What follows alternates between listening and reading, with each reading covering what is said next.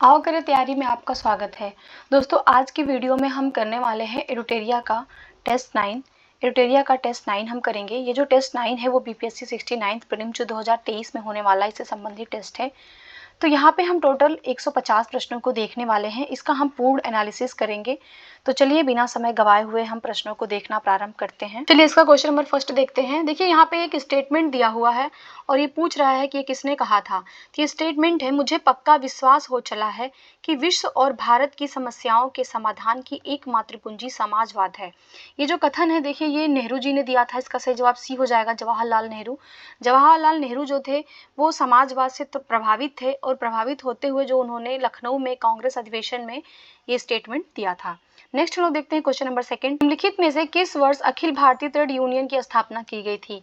तो Akhil Bharatiya trade union की जो स्थापना की जाती है ये 1920 में किया जाता है। सही जवाब इसका बी हो जाएगा 1920। चलिए इसका देख लेते हैं डिटेल। 1920 में क्या होता है, लोकमान्य तिलक की प्रेरणा से अखिल भारतीय ट्रेड यूनियन जिसको एटक भी कहा जाता है इसकी स्थापना की जाती है। और इसके जो प्रथम अध्यक्ष थे वो लाला लाजपत राय थे। और जो इसके प्रथम महामंत्री थे वो चमन लाल दीवान थे।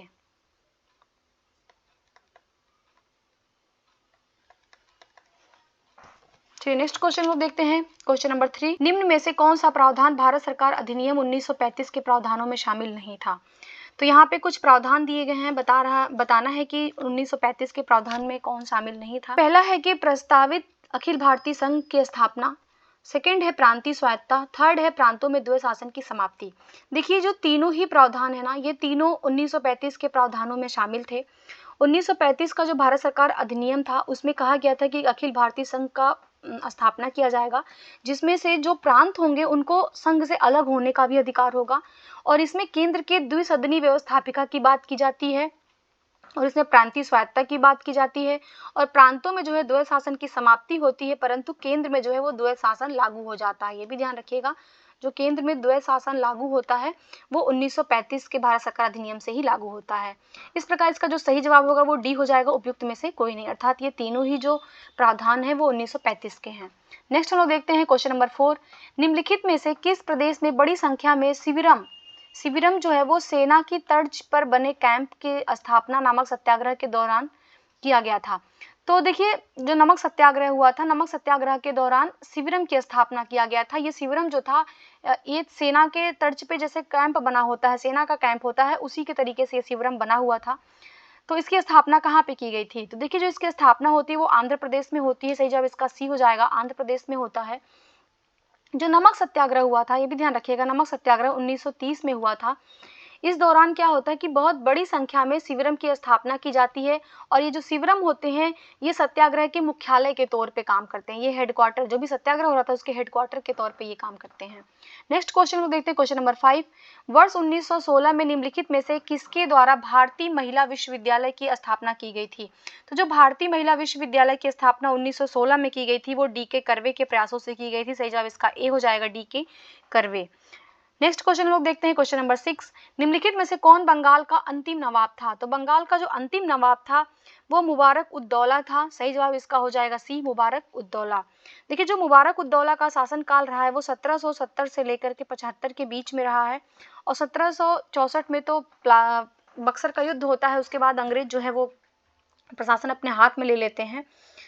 तो इस प्रकार जो वारेन हेस्टिंग था उस टाइम पे 75 में 1775 में जो वारेन हेस्टिंग था, वारेन हेस्टिंग्स क्या करता है कि नवाब की जो पद होता है उसके अंत करने की घोषणा करता है। और तत्कालीन जो मुख्य न्यायाधीश इम्पे ने मुबारक उद्दौला को फैंटम अर्थात बेताल की संज्ञा प्रदान कर देते हैं। चलिए नेक्स्ट क्वेश्चन हम लोग देखते हैं, क्वेश्चन नंबर 7, निम्नलिखित में से किस गवर्नर जनरल ने मेहंदी अली खां एवं मैल्कम को अपना राजदूत बनाकर फारस के शाह के दरबार में भेजा था। तो देखिए मेहंदी अली खां और मैल्कम को जो है कौन सा गवर्नर जनरल है जो अपना राजदूत बनाकर फारस के शाह के दरबार में भेजा था। तो ये भेजने वाला जो गवर्नर जनरल था वो वेलेजली था। सही जवाब इसका ए हो जाएगा, वेलेजली। वेलेजली के बारे में थोड़ा सा और भी जान लेते हैं। जो वेलेजली है ये सहायक संधि सहायक संधि को लागू करने वाला यही गवर्नर जनरल था, पे भी ध्यान रखिएगा। नेक्स्ट हम लोग क्वेश्चन देखते हैं, क्वेश्चन नंबर 8। पानीपत के तृतीय युद्ध के पश्चात मराठा पेशवा कौन बना था? तो जो पानीपत का तृतीय युद्ध हुआ था, पानीपत का तृतीय युद्ध कब हुआ था? तो ये हुआ था 1761 में, भी ध्यान रखिएगा, ये 1761 में पानीपत का तृतीय युद्ध हुआ था। उस समय जब युद्ध समाप्त होता है उसके पश्चात मराठा पेशवा कौन बनता है? तो माधवराव प्रथम। सही जवाब इसका हो जाएगा बी, माधवराव प्रथम जो है वो पेशवा बनता है। और ये बालाजी बाजीराव का पुत्र था, ये भी ध्यान रखिएगा, ये बालाजी बाजीराव का पुत्र था माधवराव प्रथम। देखिए इतिहासकार जो सरदेसाई हैं उनके अनुसार माधवराव पेशवाओं में सबसे महान था। जो सरदेसाई इतिहासकार हैं वो पेशवाओं में सबसे महान जो है वो माधवराव प्रथम को बताते हैं। नेक्स्ट हम लोग क्वेश्चन देखते हैं, क्वेश्चन नंबर 9। किस वर्ष बंबई एवं मद्रास में सती प्रथा पर प्रतिबंध लगाया गया था? तो बंबई और मद्रास में जो सती प्रथा पर प्रतिबंध लगाया गया था वो 1830 में लगाया गया था। इसका सही जवाब बी हो जाएगा 1830। देखिए जो सती प्रथा का अंत हुआ था, जो सती प्रथा का अंत किया था वो विलियम बेंटिक ने किया था, ये भी ध्यान रखिएगा, विलियम बेंटिक ने किया था। और ये कब किया था? तो 4 दिसंबर 1929 में किया था। कानून बनाकर इन्होंने कानून बनाया था जिसका नाम था नियम 17। नियम 17, ये याद रखिएगा, नियम 17 के तहत ही जो है सती प्रथा पे प्रतिबंध लगाया गया था। और ये प्रतिबंध उस टाइम पे केवल कलकत्ता में लगा था, उस टाइम पे केवल कलकत्ता में ही प्रतिबंध था सती प्रथा पे, परंतु 1830 में ये बम्बई और मद्रास में भी लागू हो जाता है। नेक्स्ट हम लोग क्वेश्चन देखते हैं, क्वेश्चन नंबर 10। भारत श्रमजीवी नामक मासिक पत्रिका का प्रकाशन किसके द्वारा किया गया था? तो ये भारत श्रमजीवी जो मासिक पत्रिका है इसका जो प्रतिपादन किया था वो शशिपाद बनर्जी ने किया था। सही जवाब बी हो जाएगा, शशिपाद बनर्जी। देखिए जो शशिपाद बनर्जी थे ये एक समाज सेवी थे और इन्होंने एक मजदूरों का क्लब स्थापित किया था। इन्होंने मजदूरों का एक क्लब स्थापित किया था और इसी क्लब के द्वारा ही भारत श्रमजीवी नामक पत्रिका निकाली गई थी। इसका उद्देश्य था कि मजदूरों को शिक्षित करना और उनको उनके अधिकारों के बारे में जागरूक करना। चलिए नेक्स्ट क्वेश्चन हम लोग देखते हैं, question number 11। Independence for India league का गठन किसने किया था? तो इंडिपेंडेंस फॉर इंडिया लीग का गठन जो किया था वो सुभाष चंद्र बोस और जवाहरलाल नेहरू ने मिलकर के किया था। इस प्रकार इसका सही जवाब डी हो जाएगा, उपयुक्त में से एक से अधिक। इसका जो गठन किया था ये जवाहरलाल नेहरू और सुभाष चंद्र बोस ने मिलकर के 1928 में किया था। नेक्स्ट हम लोग क्वेश्चन देखते हैं, क्वेश्चन नंबर 12। 1937 के प्रांतीय चुनाव में कांग्रेस के कितने प्रांतों में पूर्ण बहुमत प्राप्त किया था? तो जो 1937 में चुनाव कराए गए थे उसमें जो कांग्रेस को बहुमत प्राप्त हुआ था वो टोटल 5 प्रांतों में प्राप्त हुआ था। सही जवाब इसका ए हो जाएगा, 5 प्रांत। ये 5 प्रांत कौन कौन थे? तो मद्रास था, बिहार था, उड़ीसा था, मध्य प्रांत था एवं संयुक्त प्रांत था। यहाँ पे तो कांग्रेस को पूर्ण बहुमत प्राप्त हुआ था, परंतु बंबई, असम तथा पश्चिमोत्तर प्रांत में कांग्रेस जो है सबसे बड़े दल के रूप में उभर कर सामने आई थी। नेक्स्ट क्वेश्चन लोग देखते हैं, क्वेश्चन नंबर 13। महात्मा गांधी के राजनीतिक गुरु कौन थे? तो महात्मा गांधी के जो राजनीतिक गुरु थे वो गोपाल कृष्ण गोखले थे। इसका सही जवाब बी हो जाएगा, गोपाल कृष्ण गोखले। नेक्स्ट क्वेश्चन है क्वेश्चन नंबर 14। किस वर्ष दक्कन कृषक राहत अधिनियम पारित किया गया था? तो जो दक्कन कृषक राहत अधिनियम था ये पारित किया गया था 1879 में। इसका सही जवाब सी हो जाएगा। देखिए जो दक्कन कृषक राहत अधिनियम था ये पारित तब किया गया था जब 1875 में दक्कन का विद्रोह हो जाता है, दक्कन विद्रोह हो जाता है और दक्कन विद्रोह के फलस्वरूप इस आयोग का गठन किया जाता है, दक्कन उपद्रव आयोग का गठन किया जाता है और इसी आयोग के सुझाव पर जो है वो दक्कन राहत कृषक अधिनियम 1879 पारित किया जाता है। नेक्स्ट क्वेश्चन देखते हैं हम लोग, क्वेश्चन नंबर 15। किस गवर्नर जनरल के समय सिंध को अंग्रेजी साम्राज्य में मिला लिया गया था? तो सिंध को जो अंग्रेजी राज्य में जब मिलाया गया था उस समय जो गवर्नर जनरल था वो लॉर्ड एलन बरो था। सही जवाब इसका ए हो जाएगा, लॉर्ड एलन बरो। देखिए लॉर्ड एलन बरो का जो कार्यकाल था वो 1842 से लेकर के 44 के समय तक था और जब सिंध को मिलाया गया था वो था 1843 में। 1843 में सिंध को मिलाया गया था। देखिए लॉर्ड एलन बरो ने जो है दास प्रथा का भी उन्मूलन किया है, तो ये भी ध्यान रखिएगा 1843 में ही जो दास प्रथा का उन्मूलन किया है वो भी एलन बरो के समय में ही हुआ है। नेक्स्ट क्वेश्चन हम लोग देखते हैं, क्वेश्चन नंबर 16। गुप्त काल की प्रशासन पद्धति के संदर्भ में निम्नलिखित कथनों पर विचार कीजिए। तो गुप्त काल की प्रशासन पद्धति है, इसमें बताना है कि कौन से कथन जो है वो सत्य हैं। तो पहला है गुप्त राजाओं ने परमेश्वर और परम भट्टारक जैसी उपाधियां धारण की। देखिए बिल्कुल सही है, जो गुप्त राजा थे वो परमेश्वर, महाराजा धीराज, परम भट्टारक आडंबरपूर्ण आदि इसी तरीके की जो उपाधियां हैं वो धारण करते थे। राजपद ज्येष्ठाधिकार की प्रथा पर कायम था। देखिए ये गलत है, जो राजपद था वो ज्येष्ठाधिकार की प्रथा पर कायम नहीं था, बल्कि राजपद जो था वो वंशानुगत प्रथा पर था, और जो वंशानुगत होता था वहां पे ज्येष्ठाधिकार का अभाव होता था। इसलिए ये सेकंड जो इसका ऑप्शन है ये सही नहीं है। थर्ड है, इस काल में सिक्कों पर लक्ष्मी देवी का चित्र अंकित था। तो ये बिल्कुल सही है, जो गुप्त काल के सिक्के थे उस समय जो है लक्ष्मी देवी के चित्र उस पे अंकित थे। इस प्रकार 1 और 3 जो है वो करेक्ट है, तो इसका जो सही जवाब होगा वो ए हो जाएगा। 1 और 3 सही है। नेक्स्ट हम लोग देखते हैं क्वेश्चन नंबर 17। सल्तनत कालीन किस शासक वर्ग के संदर्भ में कहा जाता है कि उनका राजत्व सिद्धांत समानता पर आधारित था और उनकी शासन व्यवस्था राजतंत्री न होकर कुलीन तंत्री थी? देखिए ये जो राज व्यवस्था थी ये लोधी वंश की थी, इसका सही जवाब हो जाएगा बी, लोधी वंश। नेक्स्ट हम लोग क्वेश्चन देखते हैं। नेक्स्ट क्वेश्चन है 18 नंबर क्वेश्चन। हड़प्पा सभ्यता के अंत के विषय में निम्नलिखित विद्वानों के विभिन्न तर्क हैं, इन तर्कों में निम्नलिखित में से कौन जो है वो सही है? तो देखिए जो हड़प्पा सभ्यता का अंत हुआ था, हड़प्पा सभ्यता के अंत से संबंधित तर्क बताने हैं। तो नदियों का सूखना, जंगलों का विनाश और शासकों का नियंत्रण समाप्त होना। देखिए तीनों ही तर्क जो है वो हड़प्पा सभ्यता के पतन से संबंधित हैं। इस प्रकार जो इसका सही जवाब होगा वो डी हो जाएगा, उपयुक्त में से एक से अधिक। नेक्स्ट क्वेश्चन लेते हैं 19 नंबर क्वेश्चन। मौर्य काल में गंगा के मैदान की संस्कृति साम्राज्य के सीमांत क्षेत्र में फैल गई। गंगा मैदान की इस नई संस्कृति के आधार क्या थे? देखिए जो मौर्य काल में जो गंगा के मैदान की संस्कृति थी वो साम्राज्य के सीमांत क्षेत्र में फैल जाती है, और इस जो नई संस्कृति का फैलाव होता है इसका आधार था पक्की ईंटों का प्रयोग, छल्लेदार कुओं का प्रचलन और पूर्वोत्तर भारत में नगरों का उदय और उत्तरी काली पॉलिशदार मृदभांड। देखिए ये चारों ही जो आधार थे, इसके कारण ये जो संस्कृति होती है मौर्यकालीन, इसका फैलाव होता है सीमांत क्षेत्रों में। इस प्रकार जो इसका सही जवाब हो जाएगा वो डी हो जाएगा, उपयुक्त में से एक से अधिक। नेक्स्ट क्वेश्चन हम लोग देखते हैं क्वेश्चन नंबर 20। 1857 के विद्रोह में किन भारतीय शासकों ने विद्रोह को कुचलने के लिए अंग्रेजों का साथ दिया था? देखिए जो 1857 का विद्रोह हुआ था उस समय कई सारे जो राजा थे वो अंग्रेजों की तरफ से थे, ना कि वो आपस में मतलब भारतीयों का साथ नहीं दे रहे थे, वो अंग्रेजों का साथ दे रहे थे। तो उसमें हैदराबाद का निजाम भी था, भोपाल के नवाब भी थे, ग्वालियर के सिंधिया थे और नेपाल के राणा थे। इसके अलावा कश्मीर के महाराजा भी थे और जोधपुर के राजा भी थे। तो आप ध्यान रखिएगा ये चारों ही थे, सही जवाब इसका हो जाएगा डी, उपयुक्त में से एक से अधिक। नेक्स्ट क्वेश्चन हम लोग देखते हैं क्वेश्चन नंबर 21। खतौली की लड़ाई किनके मध्य हुई थी? देखिए जो खतौली की लड़ाई हुई थी ये लड़ाई होती है 1517 में, और ये इब्राहिम लोदी और राणा सांगा के मध्य होती है। तो इसका सही जवाब ए हो जाएगा, राणा सांगा और इब्राहिम लोदी के मध्य होता है। नेक्स्ट क्वेश्चन देखते हैं क्वेश्चन नंबर 22। निम्नलिखित में से किन स्थानों पर 14वीं सदी में फिरोज शाह तुगलक को अशोक के 2 स्तंभ मिले थे? देखिए 14वीं सदी में क्या होता है कि जो फिरोज शाह तुगलक है उसको अशोक के 2 स्तंभ मिलते हैं, और ये 2 स्तंभ मिलते हैं उसको टोपरा और मेरठ में। सही जवाब इसका बी हो जाएगा, टोपरा और मेरठ में। वह उनको लेकर के वापस आता है दिल्ली और उसको पढ़ने में असफल रहता है, इसलिए आगे चल के 1837 में जेम्स प्रिंसेप, ये ध्यान रखिएगा, जेम्स प्रिंसेस ही सबसे पहले जो है वो अशोक के अभिलेख को पढ़ पाते हैं। तो ये भी ध्यान रखिएगा कि जो अशोक के अभिलेख को सबसे पहले किसने पढ़ा था, तो 1837 में जेम्स प्रिंसेप ने पढ़ा था। नेक्स्ट हम लोग क्वेश्चन देखते हैं क्वेश्चन नंबर 23।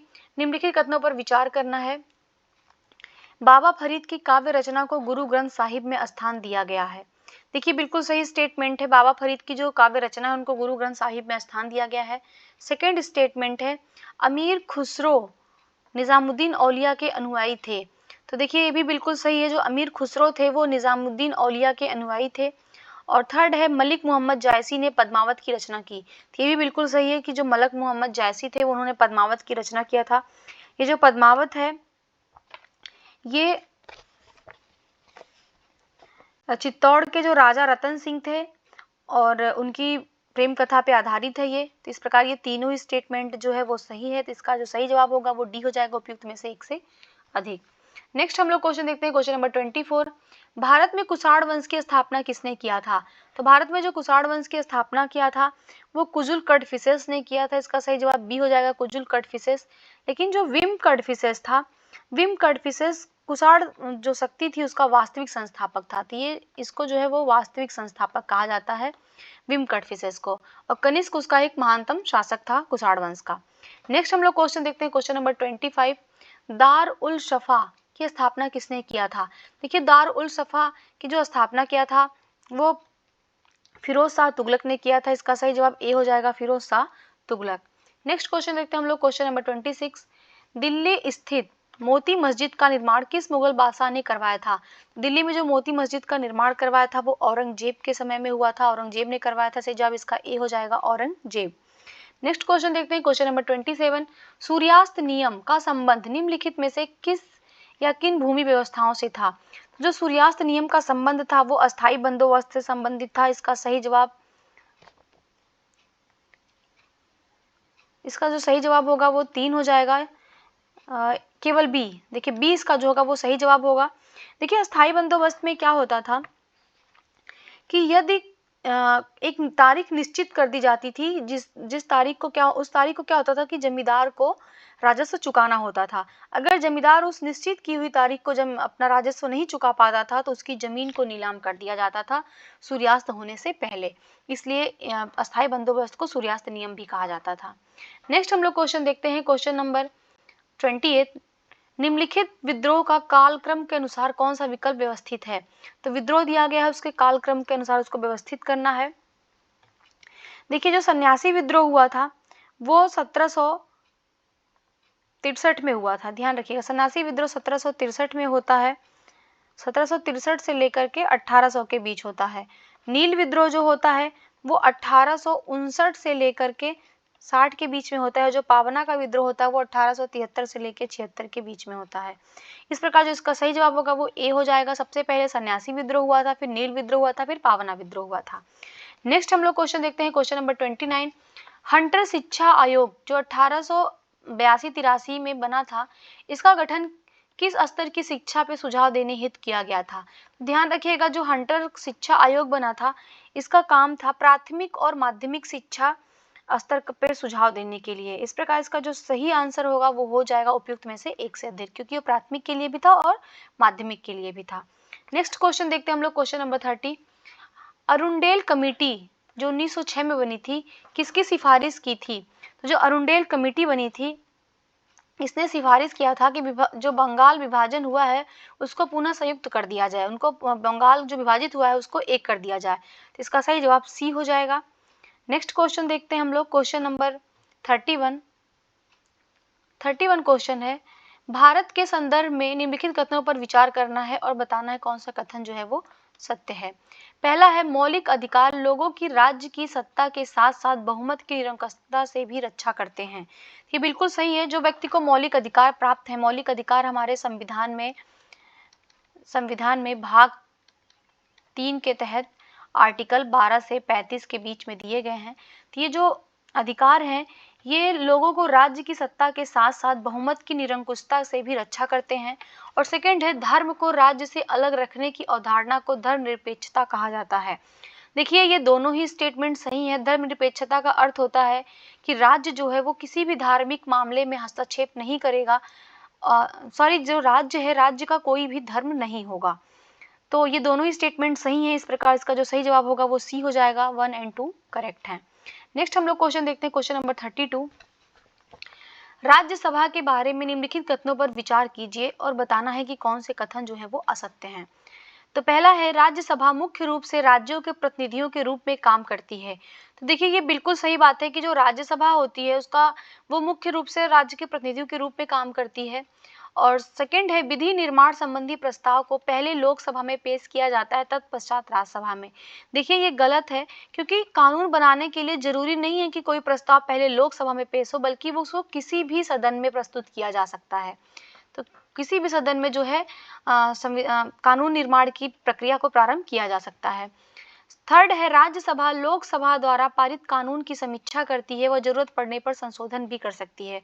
ये बिल्कुल सही है। राज्यसभा का महत्व ही यही है कि लोकसभा के द्वारा पारित किए कानूनों की वो समीक्षा करती है और जरूरत पड़ता है तो उस पर संशोधन करती है। फोर्थ स्टेटमेंट है, राज्यसभा के सदस्यों का चुनाव विभिन्न राज्यों की विधानसभाओं के निर्वाचित सदस्य करते हैं। तो ये भी बिल्कुल सही है कि जो भी राज्यसभा के चुनाव किया जाता है राज्यसभा के सदस्यों का, वो राज्य विधानसभाओं के जो निर्वाचित सदस्य होते हैं वही चुन करके भेजते हैं राज्यसभा में सदस्यों को। तो इस प्रकार देखेंगे आपकी केवल 2 नंबर का स्टेटमेंट इसका गलत होगा, तो इसका सही जवाब बी हो जाएगा, केवल 2 जो है वो असत्य कथन है। नेक्स्ट हम लोग देखते हैं 33 नंबर क्वेश्चन। न्यायपालिका के संदर्भ में निम्नलिखित कथनों पर विचार करना है और सत्य कथन बताना है, न्यायपालिका से संबंधित है।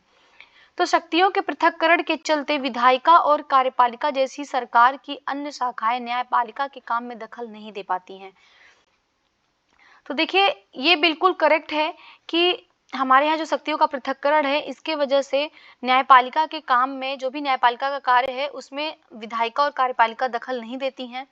और सेकंड है, शक्तियों के पृथक्करण के कारण न्यायाधीश कार्यपालिका व विधायिका द्वारा शक्तियों के दुरुपयोग को नहीं रोक पाते हैं। देखिए गलत है, अगर कार्यपालिका और विधायिका के द्वारा शक्तियों का दुरुपयोग हो रहा है तो हमारी जो न्यायपालिका है उसका काम ही है उस दुरुपयोग को रोकना और उसका संविधान की जो है सम्मत व्याख्या करना।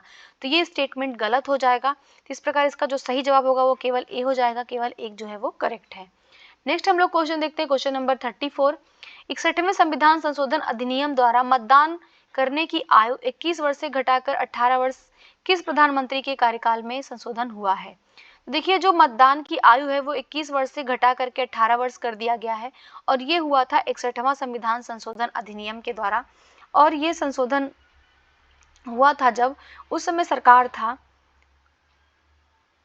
देखिए इसमें किसी की भी सरकार नहीं थी, उस समय जो सरकार थी वो राजीव गांधी की सरकार थी। इसका जो सही जवाब हो जाएगा वो राजीव गांधी की सरकार थी। और ये जब हुआ था उस समय वर्ष था, ये भी ध्यान रखिएगा, 1989 में। इस प्रकार इसका सही जवाब डी हो जाएगा, उपयुक्त में से कोई नहीं, क्योंकि जब मतदान की आयु को में संशोधन किया गया था तो उस समय राजीव गांधी की सरकार थी। नेक्स्ट हम लोग देखते हैं 35 नंबर क्वेश्चन। भारत की राज्य व्यवस्था के संदर्भ में निम्नलिखित कथनों पर विचार करना है और विचार करके हमें जो है वो असत्य कथन बताना है, असत्य कथन को बताना है। तो देखते हैं इसका पहला स्टेटमेंट क्या है। तो पहला स्टेटमेंट है राष्ट्रपति राष्ट्राध्यक्ष होता है और औपचारिक रूप से देश का सबसे बड़ा अधिकारी भी होता है। ये बिल्कुल करेक्ट स्टेटमेंट है। सेकंड है, प्रधानमंत्री सरकार का प्रमुख होता है और सरकार की ओर से अधिकांश अधिकारों का इस्तेमाल वही करता है। तो ये भी सही है, जो राष्ट्रपति होता है वो औपचारिक प्रधान होता है और जबकि प्रधानमंत्री जो होता है वो वास्तविक प्रधान होता है और सरकार की तरफ से जो भी कार्य होते हैं, जो भी अधिकार होते हैं, वो सारा प्रधानमंत्री प्रयोग करता है। नेक्स्ट इसका स्टेटमेंट है स्टेटमेंट 3, मंत्रिपरिषद की नियुक्ति राष्ट्रपति द्वारा स्वेच्छा से की जाती है। देखिए गलत स्टेटमेंट है, क्योंकि यहाँ पे मंत्रिपरिषद की नियुक्ति राष्ट्रपति तो करता है लेकिन वो स्वेच्छा से नहीं करता है, बल्कि वो जो प्रधानमंत्री होता है प्रधानमंत्री की सलाह से करता है। तो ये ध्यान रखिएगा। और फोर्थ स्टेटमेंट है, संसद केवल लोकसभा और राज्यसभा से मिलकर बनती है।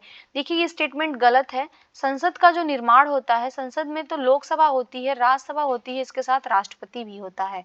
ये तीन जो होते हैं वो संसद के अंग होते हैं। तो इस प्रकार 3 और 4 जो है वो गलत स्टेटमेंट है। सही आंसर सी हो जाएगा। 3 और 4 जो है वो असत्य हैं। नेक्स्ट हम लोग क्वेश्चन देखते हैं 36 नंबर क्वेश्चन। 73वें 74वें संविधान संशोधन द्वारा प्रदत्त व्यवस्था के अनुसार हमें बताना है कौन से कथन जो है वो सही नहीं है। तो पहला स्टेटमेंट है कि स्थानीय स्वशासी निकायों के चुनाव नियमित रूप से करना संवैधानिक बाध्यता है।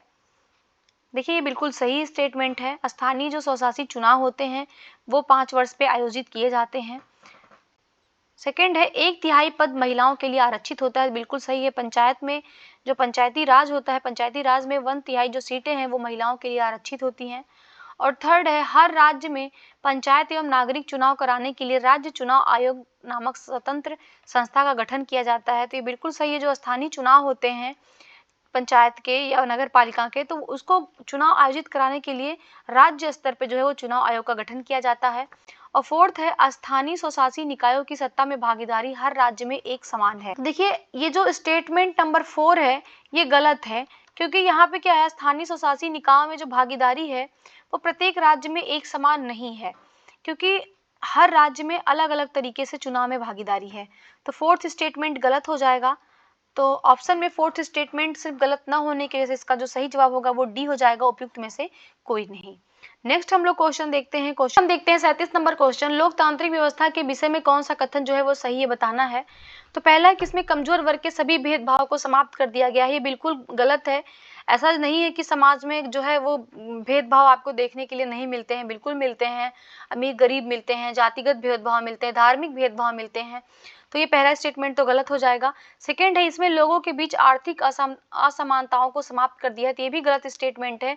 आर्थिक असमानताएं बनी हुई हैं, ये खत्म नहीं हुआ है। और थर्ड है कि इसमें राजनीतिक गैर बराबरी के विचार को समाप्त कर दिया है। तो देखिए ये बिल्कुल करेक्ट है कि लोकतांत्रिक व्यवस्था में जो राजनीति में जो गैर बराबरी का विचार था उसको समाप्त कर दिया गया है। अर्थात कोई भी व्यक्ति, चाहे वो अमीर हो चाहे वो गरीब हो, वो राजनीतिक रूप से बराबर है, वो कानून के समक्ष समान है, और वो जब चाहे तब राजनीति में वो किसी भी पद के लिए चुनाव लड़ सकता है। तो इस प्रकार से जो राजनीतिक गैर बराबरी को समाप्त किया गया है वो लोकतांत्रिक व्यवस्था में किया गया है। इस प्रकार जो सही जवाब होगा वो सी हो जाएगा। नेक्स्ट हम लोग देखते हैं 38 नंबर क्वेश्चन, निम्नलिखित कथनों पर विचार कीजिए। पहला है, और विचार करके बताना है कि कौन सा असत्य कथन है। पहला है, विधायिका नीतिगत निर्णय लेती है, वह नियम और कानून तय करती है, वह उन्हें कानून लागू करने की जिम्मेदारी कार्यपालिका की होती है। देखिए बिल्कुल सही स्टेटमेंट है, क्योंकि जो भी विधायिका होती है वो कानून निर्माण करती है, और कानून को जो लागू करने की जिम्मेदारी होती है वो कार्यपालिका की होती है। सेकंड है, सामान्य तौर पर संसद को विधायिका की संज्ञा दी जाती है, वहीं कार्यपालिका में राष्ट्रपति, प्रधानमंत्री के साथ साथ प्रशासनिक मशीनरी भी इसका हिस्सा है। तो ये बिल्कुल सही है, दोनों स्टेटमेंट करेक्ट है, इसका सही जवाब सी हो जाएगा। नेक्स्ट हम लोग देखते हैं क्वेश्चन नंबर 39, लोकसभा के संदर्भ में सत्य कथन कौन से बताना है। तो लोकसभा के सदस्यों को प्रत्यक्ष निर्वाचन पद्धति के माध्यम से चुना जाता है। देखिए जो लोकसभा का चुनाव होता है वो प्रत्यक्ष मतदाता के आधार पे किया जाता है, उसमें first past the post system का प्रयोग किया जाता है। इस प्रकार जो पहला स्टेटमेंट है ये करेक्ट है। सेकंड है, प्रत्येक निर्वाचन क्षेत्र में सार्वभौमिक टास्क नहीं होगा, सार्वभौमिक ये वयस्क होगा, सार्वभौमिक वयस्क मताधिकार के द्वारा एक प्रतिनिधि को चुना जाता है, तो बिल्कुल सही है। और थर्ड है, प्रत्येक शक्ति के मत का अन्य शक्तियों के मूल्य से भिन्न होता है। देखिए ये गलत है, क्योंकि वहां पे प्रत्येक व्यक्ति का जो मूल्य होता है वो बराबर होता है।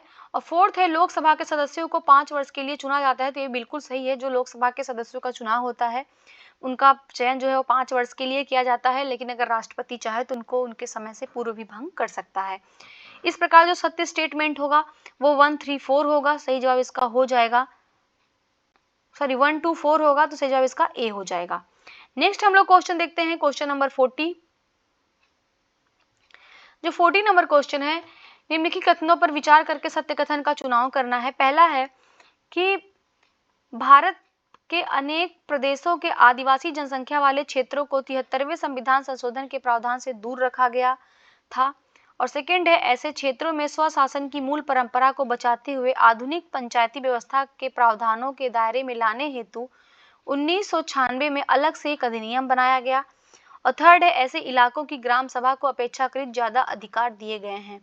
तो इसका जो सही जवाब होगा देखिए वो डी हो जाएगा, उपयुक्त में से एक से अधिक, क्योंकि ये तीनों स्टेटमेंट जो है वो सत्य हैं। नेक्स्ट हम लोग देखते हैं 41 नंबर क्वेश्चन। देखिए 40 नंबर क्वेश्चन में ये भी जान लेते हैं कि ये जो आदिवासी क्षेत्रों के लिए अलग से पंचायती राज की बात करता है, ये 5वीं अनुसूची में वर्णित है। और 5वीं अनुसूची के तहत ही जो अनुसूचित क्षेत्रों में 1996 में जो अधिनियम बनाया गया था उसको पेसा एक्ट कहा जाता है, ये भी ध्यान रखिएगा। पेसा एक्ट के तहत जो है वो पंचायती व्यवस्था को विस्तारित किया गया है। और बाकी ये जो उपरोक्त तीनों बातें हैं ये सही हैं आदिवासी क्षेत्रों में पंचायती व्यवस्था को लेकर के। नेक्स्ट क्वेश्चन देखते हैं हम लोग, क्वेश्चन नंबर 41।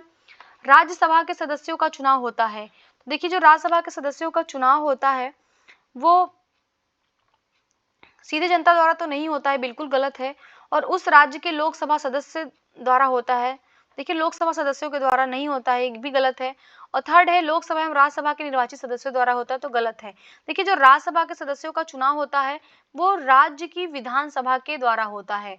जो राज्य की विधानसभा के जो निर्वाचित सदस्य होते हैं वही जो है वो राज्यसभा के सदस्यों का चुनाव करते हैं। इस प्रकार जो इसका सही जवाब होगा वो डी हो जाएगा, उपयुक्त में से कोई नहीं। नेक्स्ट हम लोग क्वेश्चन देखते हैं, क्वेश्चन नंबर 42। निम्नलिखित में से कौन सा संविधान संशोधन 8वीं अनुसूची से भाषा से संबंधित नहीं है? देखिए, जो संविधान की 8वीं अनुसूची है वो भाषा से संबंधित है, तो इसमें टोटल 22 भाषाएं दी गई हैं। तो देखते हैं कौन सा संशोधन जो है वो भाषा से संबंधित है। तो 21वां संशोधन जो है, 21वां संशोधन तो भाषा से संबंधित है। इसके द्वारा जो है सिंधी भाषा को जोड़ा गया था, ध्यान रखिएगा, 21वें संशोधन के द्वारा सिंधी भाषा को जोड़ा गया था। और 26वां संविधान संशोधन जो 1971 में हुआ था, ये भाषा से संबंधित नहीं है। तो आप ये ध्यान रखिएगा, ये भाषा संबंधित नहीं है, बल्कि ये प्रीवी पर्स से संबंधित है। और 71वां संविधान संशोधन जो 1992 में हुआ था, इसमें जो है नेपाली मणिपुरी कोंकणी जो है 3 भाषाओं को ऐड किया जाता है। और जो इसके अलावा एक और संशोधन हुआ है भाषा संबंधित, वो है 92 नंबर का संशोधन। ये भी ध्यान रखिएगा, 92 नंबर का जो संविधान संशोधन हुआ था भाषा संबंधित, इसमें जोड़ा गया था मैथिली को, बोडो को, संथाली को और डोंगरी को। तो ये भी ध्यान रखिएगा। नेक्स्ट हम लोग क्वेश्चन देखते हैं। इस प्रकार देखिए, ये जो 42 नंबर का जो सही आंसर हो जाएगा वो बी हो जाएगा। 26वां जो संविधान संशोधन है वो भाषा संबंधित नहीं है। 43 नंबर क्वेश्चन देखते हैं।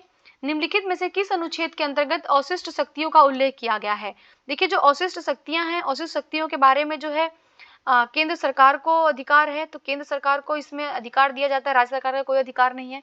और अवशिष्ट शक्तियां वो होती हैं जो 7वीं अनुसूची होती है, जिसमें राज्य सूची, केंद्र सूची और समवर्ती सूची होती है। तो इन तीनों में किसी में भी वर्णित नहीं होती है, तो ऐसी शक्तियों को जो है वो अवशिष्ट शक्तियां कहा जाता है।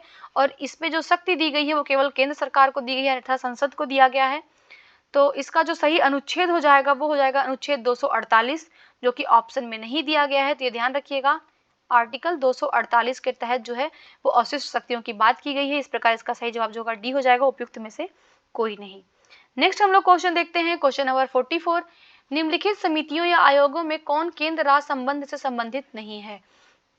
तो जो केंद्र राज्य संबंध से संबंधित नहीं है वो दिनेश गोस्वामी समिति है, क्योंकि जो दिनेश गोस्वामी समिति का संबंध है ये चुनाव सुधार से है। ये ध्यान रखिएगा, ये चुनाव सुधार से संबंधित समिति है, जबकि राज मन्नार और सरकारिया जो है केंद्र राज्य आयोग से संबंधित है। इस प्रकार इसका सही जवाब सी हो जाएगा। नेक्स्ट हम लोग क्वेश्चन देखते हैं, क्वेश्चन नंबर 45। किसी राज्य के लोक सेवा आयोग के कार्यों को निम्नलिखित में से किस एक के अनुमोदन से संघ लोक सेवा आयोग को सौंपा जा सकता है?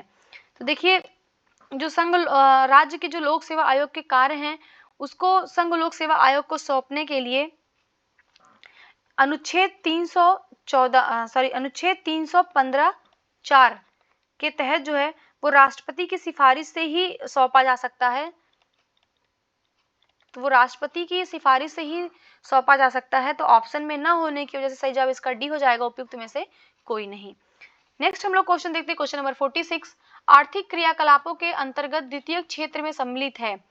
तो आर्थिक क्रियाकलापों के अंतर्गत द्वितीय क्षेत्र में क्या सम्मिलित है ये बताना है हमें। तो देखिए, जो पशुपालन है, वानिकी है और उत्खनन है, ये तीनों ही जो है ये अर्थव्यवस्था के अंतर्गत ये प्राथमिक क्षेत्र से संबंधित है। ये ध्यान रखिएगा, ये प्राथमिक क्षेत्र से संबंधित है। इस प्रकार जो इसका सही जवाब होगा वो डी हो जाएगा, उपयुक्त में से कोई नहीं। देखिए, प्राथमिक क्षेत्र के अंतर्गत क्या आता है? कृषि आता है, वानिकी आता है, पशुपालन आता है, मत्स्यन आता है, मुर्गी पालन, खनन, उत्खनन, ये प्राथमिक में आता है। द्वितीयक में क्या होता है? द्वितीयक में जो होता है वो विनिर्माण आता है। और जो तृतीय क्षेत्र होता है, तृतीय क्षेत्र के अंतर्गत सेवाओं को सम्मिलित किया जाता है।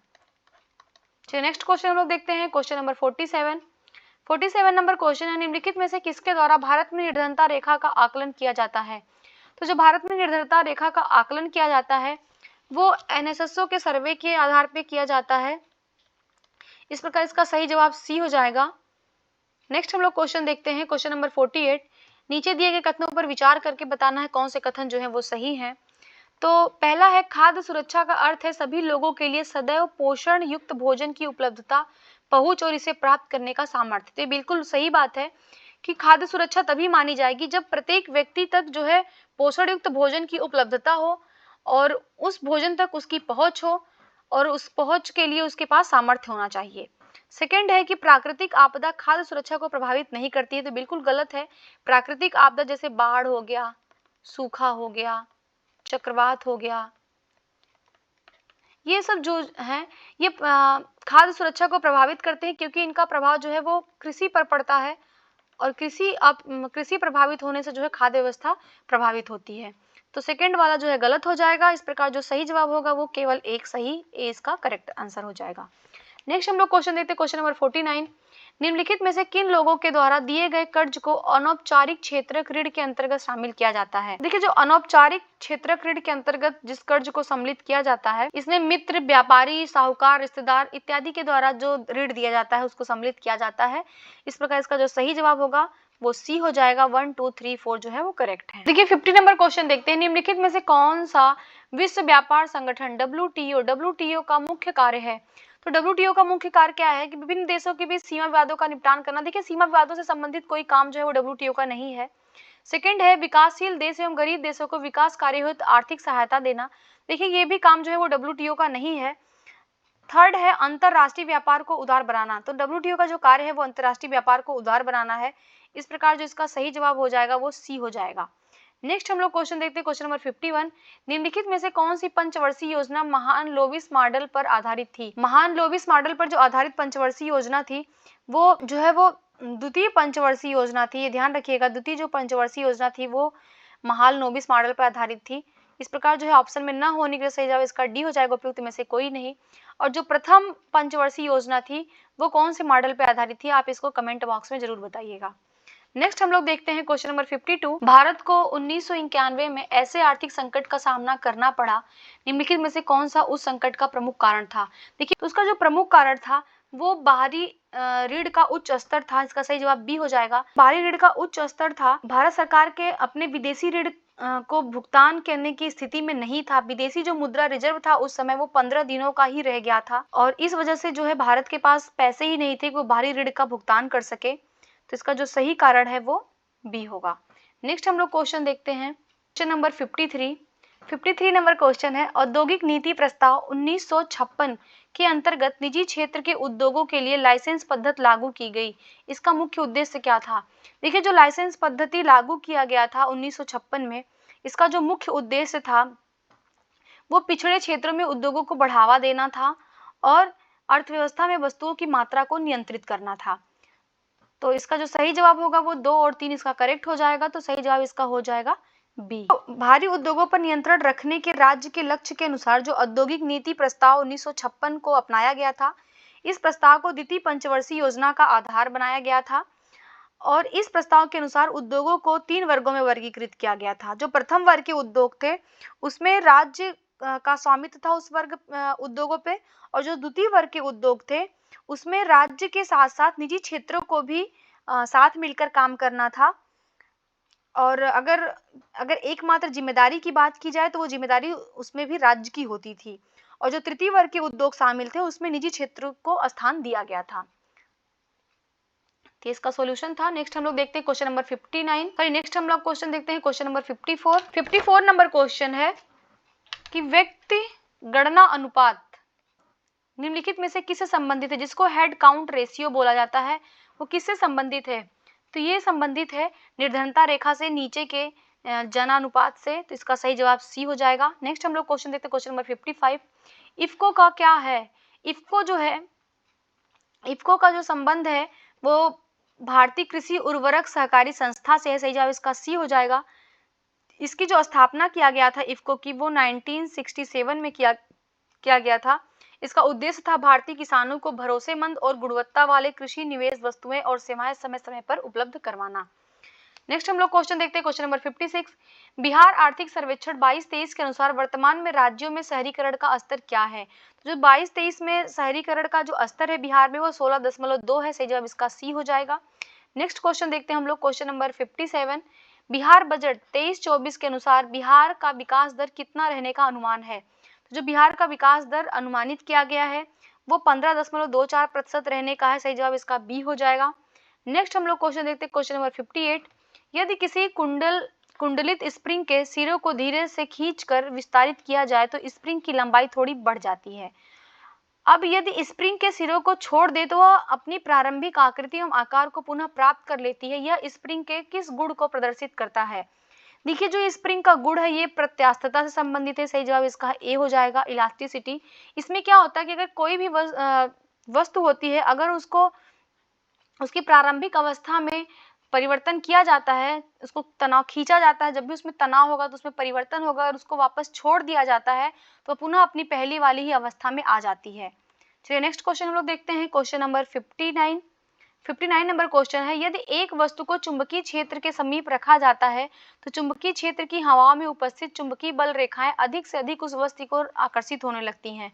यह वस्तु, तो वह जो वस्तु है वो क्या किस चीज की बनी हुई है? तो जो वस्तु होगी वो बनी होगी कोबाल्ट की भी, लोहे की भी और निकिल की भी। तो इसका जो सही जवाब होगा वो डी हो जाएगा, उपयुक्त में से एक से अधिक। नेक्स्ट 60 नंबर क्वेश्चन देखते हैं हम लोग। घरेलू विद्युत परिपथ के संबंध में कथनों पर विचार कर सत्य कथन बताना है। पहला है, घरेलू विद्युत परिपथ में न्यूट्रल वायर का रंग काला होता है, और सेकंड है अर्थ वायर का विभव शून्य होता है, और थर्ड है हमारे घरों में सामान्यतः प्रत्यावर्ती धारा प्रवाहित होती है। देखिए ये तीनों ही स्टेटमेंट जो है वो सही है, इस प्रकार इसका सही जवाब सी हो जाएगा। नेक्स्ट हम लोग देखते हैं 61 नंबर क्वेश्चन। यदि आपने अपने घर में एक ऐसा ट्यूबलाइट लगाया है जो पीले रंग का प्रकाश उत्सर्जित कर रही है, तो बताइए कि ट्यूबलाइट में किस पदार्थ का लेप किया गया है? तो जो ट्यूबलाइट पीले रंग का लाइट जो है वो उत्सर्जित करता है, उस पर जो लेप किया जाता है वो जिंक बेरिलियम सिलिकेट का किया जाता है। सही जवाब इसका सी हो जाएगा, जिंक बेरिलियम सिलिकेट का। नेक्स्ट हम लोग क्वेश्चन देखते हैं, क्वेश्चन नंबर 62। नाभिकीय संलयन के संबंध में कौन से कथन जो है वो सत्य हैं? तो देखिए नाभिकीय संलयन में क्या होता है कि इसमें हल्के नाभिक संयुक्त होकर भारी नाभिक का निर्माण करते हैं। बिल्कुल जो नाभिकीय संलयन होता है उसमें जो हल्के नाभिक होते हैं वो एकत्रित होकर के भारी नाभिक का निर्माण करते हैं। सेकंड है कि हाइड्रोजन बम की कार्य करने की जो प्रणाली है वो नाभिकीय संलयन पर आधारित है। तो ये बिल्कुल करेक्ट आंसर है इसका, क्योंकि जो हाइड्रोजन बम है वो नाभिकीय संलयन प्रणाली पर ही कार्य करता है। और थर्ड है सूर्य के ऊर्जा का स्रोत नाभिकीय विखंडन है। देखिए जो सूर्य के ऊर्जा का स्रोत है वो नाभिकीय विखंडन है, ये भी सही है। इस प्रकार जो इसका सही जवाब होगा वो डी हो जाएगा, उपयुक्त में से एक से अधिक। नेक्स्ट हम लोग क्वेश्चन देखते हैं, क्वेश्चन नंबर 63 नंबर क्वेश्चन है, यदि किसी तत्व में इलेक्ट्रॉन की संख्या 17, प्रोटॉन की संख्या 17 तथा न्यूट्रॉन की संख्या 18 है तो निम्नलिखित में से कौन सा तत्व होगा? तो देखिए इलेक्ट्रॉन की संख्या जो है वो 17 है, और जो प्रोटॉन की संख्या भी 17 है, और जो न्यूट्रॉन की जो संख्या है वो 18 है। तो ये जो तत्व बनेगा वो क्लोरीन बनेगा। इसका सही जवाब हो जाएगा बी, क्लोरीन। क्लोरीन होता है 17Cl35। देखिए जो इलेक्ट्रॉन की संख्या होती है वही इसका परमाणु क्रमांक होता है, लेकिन जो परमाणु भार 35 है इसमें प्रोटॉन और न्यूट्रॉन की संख्या को जोड़ दिया जाता है तो ये परमाणु भार बन जाता है। नेक्स्ट हम लोग देखते हैं क्वेश्चन नंबर 64। यदि किसी वस्तु को उत्तल लेंस के f1 तथा 2f1 के मध्य रखा जाए तो वस्तु के प्रतिबिंब की स्थिति लेंस के अपवर्तन के बाद होगा। तो वो जो उसका अपवर्तन होगा वो f2 तथा अनंत के मध्य होगा। इसका सही जवाब सी हो जाएगा। नेक्स्ट हम लोग क्वेश्चन देखते हैं, नेक्स्ट क्वेश्चन है क्वेश्चन नंबर 65। निम्न में से उष्मारोधी पदार्थ है, तो जो उष्मारोधी पदार्थ है वो एस्बेस्टस है। सही जवाब इसका ए हो जाएगा। नेक्स्ट हम लोग क्वेश्चन देखते हैं, क्वेश्चन नंबर 66।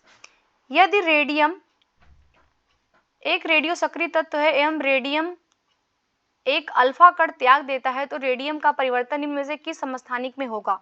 देखिए अगर जो रेडियम जो है अगर ये एक अल्फा कण का त्याग करेगा तो इससे क्या होगा कि जो परमाणु क्रमांक होगा उसमें 2 की कमी होगी, और जो परमाणु भार होगा या जो परमाणु द्रव्यमान होगा उसमें जो है वो 4 की कमी होगी। इस प्रकार जो इसका सही आंसर होगा, तो परमाणु क्रमांक देखिए यहाँ पे लिखा है Ra88,226, तो इसमें से 2 माइनस हो जाएगा, इसमें से -4 हो जाएगा, तो इसका जो सही जवाब हो जाएगा वो बी हो जाएगा, 86 Rn224। देखिए जो रेडियम होता है इसको जो प्राप्त किया जाता है ये पिच ब्लेंड से प्राप्त किया जाता है, ध्यान रखिएगा, पिच ब्लेंड से जो है वो रेडियम को प्राप्त किया जाता है। नेक्स्ट हम लोग क्वेश्चन देखते हैं, क्वेश्चन नंबर 67। किसी गतिशील वस्तु के द्रव्यमान एवं वेग के गुणनफल की विमा हो सकती है।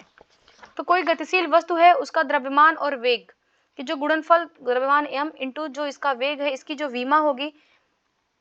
देखिए जो द्रव्यमान होता है, तो द्रव्यमान m होता है और वेग होता है दूरी बटा समय। ये भी ध्यान रखिएगा, दूरी बटा समय। तो इसकी जो विमा निकल करके आएगी वो आएगी ml t पे पावर -1 से, जब इसका a हो जाएगा ml t पे पावर -l। नेक्स्ट हम लोग क्वेश्चन देखते हैं, क्वेश्चन नंबर 68। निम्न कथनों पर विचार करें। पहला है, इस जीव में मुकुलन विधि द्वारा प्रजनन होता है। सेकंड है, इस जीव में टेटिकल्स जैसी संरचना पाई जाती है। थर्ड है, इसमें पुनरुद्भवन की क्षमता होती है। देखिए जो स्टेटमेंट कहा जा रहा है ये हाइड्रा के बारे में कहा जा रहा है। इसका सही जवाब ए हो जाएगा हाइड्रा। हाइड्रा जो होता है, हाइड्रा के शरीर के ऊपरी भागों में अंगुलीनुमा संरचना पाई जाती है जिसे टेंटिकल्स कहते हैं।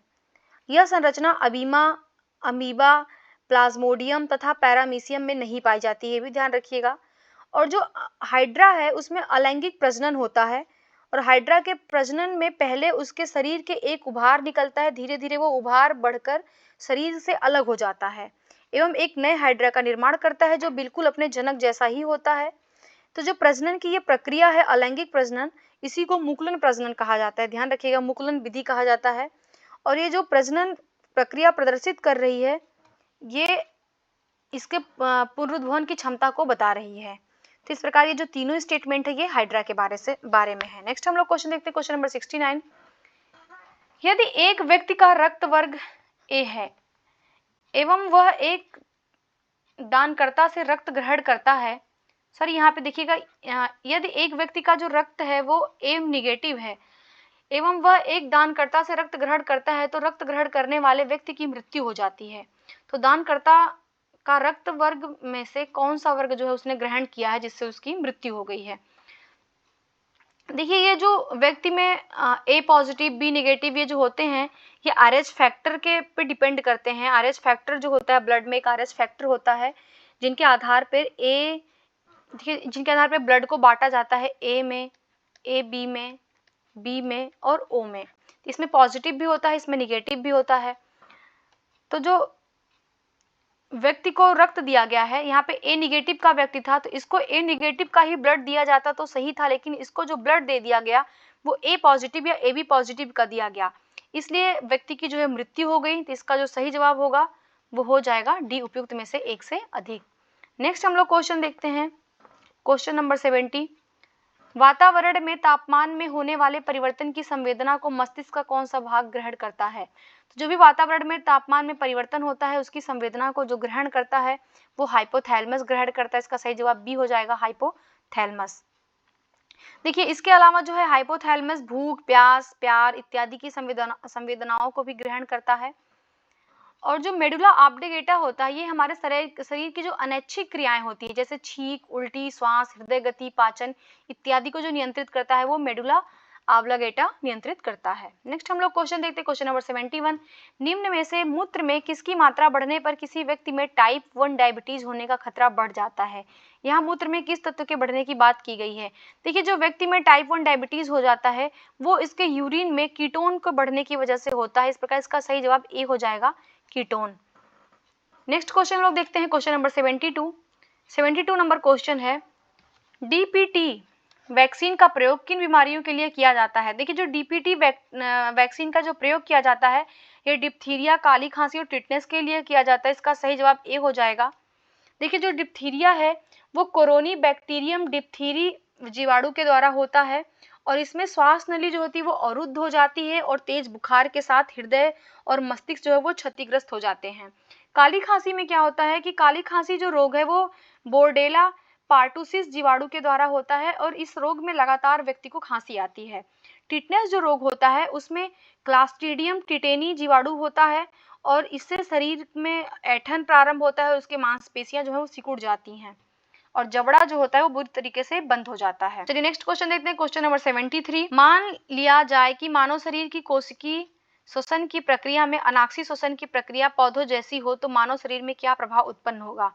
अगर मानव में भी पौधों की तरह अनाक्षी श्वसन होने लगे तो इसमें क्या होगा कि केंद्रीय तंत्रिका तंत्र की क्रियाशीलता में रुकावट उत्पन्न होगा और आवाज में भारीपन आएगा और ऊर्जा की कमी हो जाएगी। देखिए तीनों ही जो प्रभाव होगा ये देखने को मिलेगा। इस प्रकार इसका जो सही जवाब है वो डी हो जाएगा। मानव शरीर में क्या होता है कि जो मानव शरीर की कोशिकाएं होती हैं उसमें ऑक्सी तथा अनाक्षी श्वसन प्रक्रियाएं संपन्न होती हैं। मानव शरीर की कोशिकाओं में जो कोशिका द्रव्य में ऑक्सीजन की अनुपस्थिति होती है उसमें जो है वो अनॉक्सी श्वसन होता है। देखिए अगर ऑक्सीजन की अनुपस्थिति में श्वसन हो रहा है तो उसको अनाक्षी श्वसन कहते हैं। ये जो अनाक्षी श्वसन होगा ये लैक्टिक अम्ल का निर्माण करते हैं। ध्यान रखिएगा जो अनाक्षी श्वसन होता है ये लैक्टिक अम्ल का निर्माण करता है। ये लैक्टिक अम्ल का निर्माण करता है और इस अनाक्षी श्वसन की प्रक्रिया में पौधे में फफूंदों इत्यादि की कोशिकाओं में पाइरुविक अम्ल से एथिक एल्कोहल का निर्माण होता है। यदि मानव शरीर की कोशिकाओं में भी पौधों की तरह अनाक्षी श्वसन की प्रक्रिया होगी तो कोशिकाओं में एथिल एल्कोहल का निर्माण होगा, जिससे जो है मानव शरीर में क्या प्रभाव पड़ेगा, एल्कोहल मादक पदार्थ बनेगा जो मानव शरीर के केंद्रीय तंत्रिका तंत्र को प्रभावित करेगा और एल्कोहल से जो है व्यक्ति की जो आवाज होती है उसमें भारीपन होता है और पैर जो है लड़खड़ाने लग जाता है। फिर नेक्स्ट क्वेश्चन हम लोग देखते हैं, क्वेश्चन नंबर 74। यदि एक पुरुष में वृषण के विकास में कमी के साथ स्तनों का विकास अधिक होने लगा तो बताइए कि इस पुरुष में कौन से गुणसूत्र में परिवर्तन हुआ होगा। देखिए इसमें जो परिवर्तन हुआ होगा वो 23 + XXY, इसका सही जवाब बी हो जाएगा। नेक्स्ट क्वेश्चन देखते हैं, क्वेश्चन नंबर 75।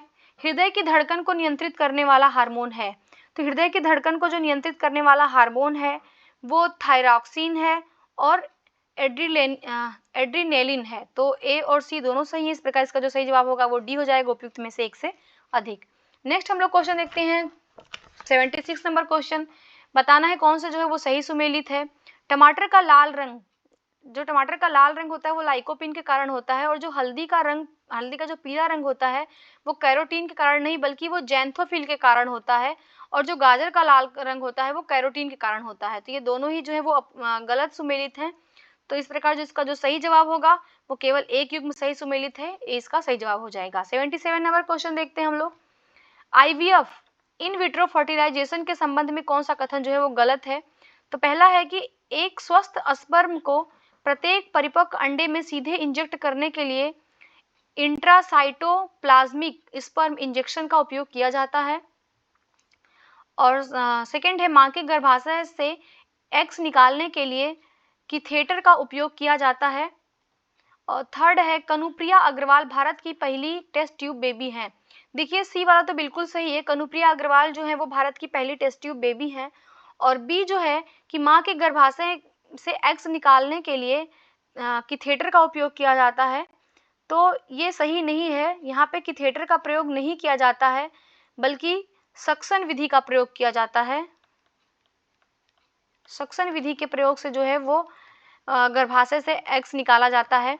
और फर्स्ट जो है वो एक स्वस्थ स्पर्म को प्रत्येक परिपक्व अंडे में सीधे इंजेक्ट करने के लिए इंट्रासाइटोप्लाज्मिक स्पर्म इंजेक्शन का उपयोग किया जाता है, तो ये बिल्कुल सही है। तो इस प्रकार जो क्वेश्चन के अनुसार जो आंसर हो जाएगा वो बी हो जाएगा, बी जो है वो गलत है। चलिए नेक्स्ट क्वेश्चन देखते हैं हम लोग, क्वेश्चन नंबर 78। खाने वाला नमक NaCl किसका बना होता है। तो जो खाने वाला नमक होता है वो मजबूत अम्ल और मजबूत क्षार से बना होता है। इस प्रकार से जवाब इसका सी हो जाएगा। नेक्स्ट हम लोग क्वेश्चन देखते हैं, नेक्स्ट क्वेश्चन है क्वेश्चन नंबर 79। निम्नलिखित में से कौन सा एक रेडियो एक्टिव तत्व नहीं है। जो रेडियो एक्टिव तत्व नहीं है वो है टाइटेनियम। टाइटेनियम जो है वो रेडियो एक्टिव तत्व नहीं है। टाइटेनियम क्या है, एक लोहे जैसी धातु है। इसका अपेक्षित घनत्व जो होता है 3.49 से लेकर के 3.59 तक होता है तथा इसका जो द्रवणांक होता है वो लगभग 2000 डिग्री सेंटीग्रेड होता है। और इसकी मिश्र धातुएं जो है वो लौह और अलौह धातुओं के शोधन में काम करती हैं। यह एक संक्रमण धातु है टाइटेनियम, ये ध्यान रखिएगा। नेक्स्ट हम लोग क्वेश्चन देखते हैं, क्वेश्चन नंबर 80। निम्नलिखित में से कौन सा ईंधन गैस वेल्डिंग में उपयोग में लाया जाता है। तो जो गैस वेल्डिंग किया जाता है उसमें उपयोग में लाया जाने वाला जो ईंधन है वो है एसिटिलीन। सही जवाब इसका हो जाएगा सी, एसिटिलीन। नेक्स्ट हम लोग क्वेश्चन देखते हैं, क्वेश्चन नंबर 81। ट्रांसफार्मर एक प्रकार का उपकरण है। ट्रांसफार्मर कैसा उपकरण है, तो जो वोल्टेज को बढ़ाता है और जो वोल्टेज को कम करता है। ए और बी दोनों सही है, इस प्रकार इसका सही जवाब डी हो जाएगा। नेक्स्ट क्वेश्चन देखते हैं 82 नंबर क्वेश्चन। सिंथेटिक कंबल, स्वेटर इत्यादि बनाने में ऊन के विकल्प के रूप में इस्तेमाल होने वाला पॉलीमरिक फाइबर है। तो जो पॉलीमरिक फाइबर है जिसका प्रयोग हम सिंथेटिक कंबल या स्वेटर बनाने में ऊन के विकल्प के रूप में करते हैं तो वो ओरलोन है। सही जवाब इसका ए हो जाएगा, ओरलोन। नेक्स्ट हम लोग क्वेश्चन देखते हैं क्वेश्चन नंबर 83। निम्नलिखित में से कौन सा नाइट्रोजन उर्वरक नहीं है? तो जो नाइट्रोजन उर्वरक नहीं है वो सुपर फॉस्फेट, आम लाइम नहीं है। सही जवाब इसका सी हो जाएगा। नेक्स्ट क्वेश्चन हम लोग देखते हैं क्वेश्चन नंबर 84। मैग्नीशियम धातु का निष्कर्षण किस अयस्क से किया जाता है? तो जो मैग्नीशियम धातु है उसका जो निष्कर्षण किया जाता है वो कार्नेलाइट से किया जाता है। सही जवाब इसका ए हो जाएगा। नेक्स्ट हम लोग क्वेश्चन देखते हैं क्वेश्चन नंबर 85। हरा कशिश को कहा जाता है? देखिए जो हरा कशिश है, हरा कशिश को फेरस सल्फेट कहा जाता है। इसका सही जवाब ए हो जाएगा, फेरस सल्फेट। देखिए जो कॉपर सल्फेट है इसको नीला थोथा कहते हैं, ये भी ध्यान रखिएगा। नीला थोथा जो कहा जाता है वो कॉपर सल्फेट को कहा जाता है। और जो जिंक सल्फेट है, जिंक सल्फेट को उजला थोथा कहा जाता है। नेक्स्ट हम लोग क्वेश्चन देखते हैं क्वेश्चन नंबर 86। पीतल किसकी मौजूदगी में निरंतर रहने से वायु में रंगहीन हो जाता है? तो पीतल जो है वो हाइड्रोजन सल्फाइड की मौजूदगी में रहने से वायु में रंगहीन हो जाता है। तो इसका सही जवाब ए हो जाएगा, हाइड्रोजन सल्फाइड। नेक्स्ट क्वेश्चन देखते हैं हम लोग क्वेश्चन नंबर 87। मार्च 2023 में 100% विद्युतीकृत रेलवे नेटवर्क वाला भारत का पहला राज्य कौन बन गया है? तो 100% रेलवे विद्युतीकरण वाला जो राज्य बन गया है वो हरियाणा बन गया। इसका सही जवाब सी हो जाएगा, हरियाणा। नेक्स्ट हम लोग क्वेश्चन देखते हैं। नेक्स्ट क्वेश्चन है 88 नंबर क्वेश्चन। जून 2023 में भारत का पहला वन्य जीव खेल महोत्सव का आयोजन किस शहर में किया गया? तो भारत का पहला जनजातीय जो खेल महोत्सव का आयोजन किया गया है वो किया गया है भुवनेश्वर, उड़ीसा में। सही जवाब इसका बी हो जाएगा, भुवनेश्वर, उड़ीसा में। नेक्स्ट क्वेश्चन देखते हैं क्वेश्चन नंबर 89। निम्नलिखित में से किस देश ने अगली पीढ़ी के लिए धूम्रपान पर प्रतिबंध लगाने वाला विश्व का पहला कानून पारित किया है? तो धूम्रपान पर जो प्रतिबंध लगाने के लिए जो प्रतिबंध लगाने वाला जो कानून पारित किया है वो न्यूजीलैंड ने किया है। इसका सही जवाब हो जाएगा सी, न्यूजीलैंड। नेक्स्ट क्वेश्चन देखते हैं क्वेश्चन नंबर 90। दक्षिण कोरिया में आयोजित international association of horticulture producers 2022 में किस शहर ने वर्ल्ड ग्रीन सिटी अवार्ड 2022 जीता है? तो ये जो अवार्ड जीता है वर्ल्ड ग्रीन सिटी अवार्ड 2022 ये हैदराबाद ने जीता है। इसका सही जवाब ए हो जाएगा, हैदराबाद। नेक्स्ट हम लोग क्वेश्चन देखते हैं क्वेश्चन नंबर 91। नीति आयोग द्वारा मई 2023 में स्वास्थ्य सूचकांक रिपोर्ट 2020 के संबंध में बताना है कौन सा कथन जो है वो असत्य है? तो देखिए बड़े राज्यों में केरल को शीर्ष स्थान प्राप्त हुआ है, बिल्कुल सही है। और बड़े राज्यों में बिहार को अंतिम स्थान प्राप्त हुआ है, ये भी बिल्कुल सही है। और छोटे राज्यों में सिक्किम को प्रथम स्थान प्राप्त हुआ है। देखिए गलत है, छोटे राज्यों में जो प्रथम स्थान प्राप्त हुआ है वो सिक्किम नहीं है बल्कि वो त्रिपुरा को स्थान प्राप्त हुआ है। ध्यान रखिएगा, त्रिपुरा को जो है वो प्रथम स्थान प्राप्त हुआ है। और छोटे राज्यों में जो अंतिम स्थान आया है ये भी ध्यान रखिएगा, जो अंतिम स्थान है छोटे राज्यों में वो मणिपुर का है। और केंद्र शासित प्रदेश में जो केंद्र शासित प्रदेश में फर्स्ट स्थान मिला है वो लक्षद्वीप को मिला है। और जो लास्ट मिला है वो दिल्ली को मिला है। देखिए जो स्वास्थ्य सूचकांक रिपोर्ट है ये नीति आयोग के द्वारा जारी किया जाता है और नीति आयोग इसको विश्व बैंक और स्वास्थ्य एवं परिवार कल्याण मंत्रालय के सहयोग से जारी करता है। इस प्रकार जो है वो थर्ड नंबर इसका असत्य है। सही जवाब इसका सी हो जाएगा, केवल 3 जो है वो असत्य है। नेक्स्ट हम लोग क्वेश्चन देखते हैं 92 नंबर क्वेश्चन। मार्च 2023 में भारत ने किस देश के साथ द्विपक्षीय संबंधों को मजबूत करने के लिए पहले रक्षा सहयोग समझौते पर हस्ताक्षर किए हैं? तो पहला जो रक्षा सहयोग समझौता पे हस्ताक्षर किया गया है वो रोमानिया के साथ किया गया। सही जवाब इसका ए हो जाएगा, रोमानिया। नेक्स्ट देखते हैं हम लोग 93 नंबर क्वेश्चन। हाल ही में 22वें विधि आयोग के अध्यक्ष के रूप में किसे नियुक्त किया गया है? तो जो 22वें विधि आयोग के अध्यक्ष बने हैं वो ऋतुराज अवस्थी बने हैं। सही जवाब इसका सी हो जाएगा, ऋतुराज अवस्थी बने हैं। देखिए जो रवनीत कौर हैं, रवनीत कौर जो है वो भारतीय प्रतिस्पर्धा आयोग के अध्यक्ष हैं, भारतीय प्रतिस्पर्धा आयोग के अध्यक्ष हैं। और प्रवीण कुमार श्रीवास्तव जो हैं, प्रवीण कुमार श्रीवास्तव जो है वो केंद्रीय सतर्कता आयोग सीवीसी के जो है वो अध्यक्ष बने हैं। नेक्स्ट हम लोग क्वेश्चन देखते हैं क्वेश्चन नंबर 94। नवंबर 2022 में स्वतंत्र भारत के पहले मतदाता जिनका निधन हो गया कौन थे? स्वतंत्र भारत के पहले मतदाता श्याम शरण नेगी थे। तो इनका सही जवाब बी हो जाएगा, श्याम शरण नेगी, जिनका भी मृत्यु हो गया है। नेक्स्ट हम लोग देखते हैं 95 नंबर क्वेश्चन। आईएमडी द्वारा जारी विश्व प्रतिस्पर्धा सूचकांक 2022 में भारत का कौन सा स्थान प्राप्त हुआ है? तो जो विश्व प्रतिस्पर्धा सूचकांक है ये IMD के द्वारा जारी किया जाता है। इसमें जो भारत की रैंक है वो 37वीं रैंक है। इसका सही जवाब ए हो जाएगा, 37वीं रैंक। और इसमें जो प्रथम स्थान मिला है, फर्स्ट मिला है डेनमार्क को, ये भी ध्यान रखिएगा, डेनमार्क इसमें प्रथम स्थान पे है। और जो अंतिम स्थान प्राप्त हुआ है वो मिला है वेनेजुएला को, वेनेजुएला को। नेक्स्ट हम लोग क्वेश्चन देखते हैं 96 नंबर क्वेश्चन। 96 नंबर क्वेश्चन है, नाइस में अक्टूबर 2022 में निम्नलिखित में से किस राज्य केंद्र शासित प्रदेश में कदमत बीच एवं थुंडी बीच को ब्लू फ्लैग प्रमाणन प्रदान किया गया है? देखिए जो कदमत बीच और थुंडी बीच है, इनको जो अभी ब्लू फ्लैग प्रमाणन दिया गया है, ये दोनों ही बीच जो है वो लक्षद्वीप के हैं। इसका सही जवाब बी हो जाएगा, लक्षद्वीप।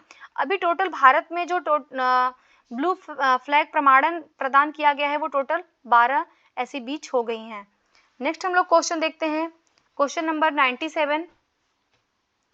निम्नलिखित में से किसे अपनी कृति पंचरंग चोला पहन सखीरी के लिए 32वां बिहारी पुरस्कार 2022 से सम्मानित किया गया है? देखिए ये जो कृति है पंचरंग चोला पहन सखीरी, ये जो है माधव हाड़ा की ये रचना है। सही जवाब इसका सी हो जाएगा, माधव हाड़ा, जिनको भी हाल ही में 32वां बिहारी पुरस्कार 2022 दिया गया है। नेक्स्ट क्वेश्चन देखते हैं हम लोग, क्वेश्चन नंबर 98। 53वां अंतर्राष्ट्रीय फिल्म महोत्सव 2022 का आयोजन कहाँ पे किया गया है? तो ये 53 नंबर का जो फिल्म अंतर्राष्ट्रीय फिल्म महोत्सव है, इसका जो आयोजन किया गया है वो गोवा में किया गया। सही जवाब बी हो जाएगा, गोवा।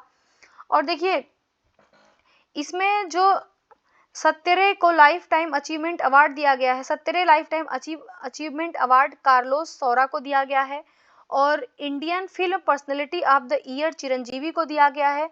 और यूनेस्को गांधी पुरस्कार दिया गया है पायम इस्कंदरी, ये ईरानी फिल्म है जिसको नरगेसी के जो निर्देशक हैं उनको दिया गया है। और बेस्ट फिल्म के लिए गोल्डन पिकॉक पुरस्कार जो दिया गया है वो I have electric dreams, Spanish film है, इसको दिया गया है।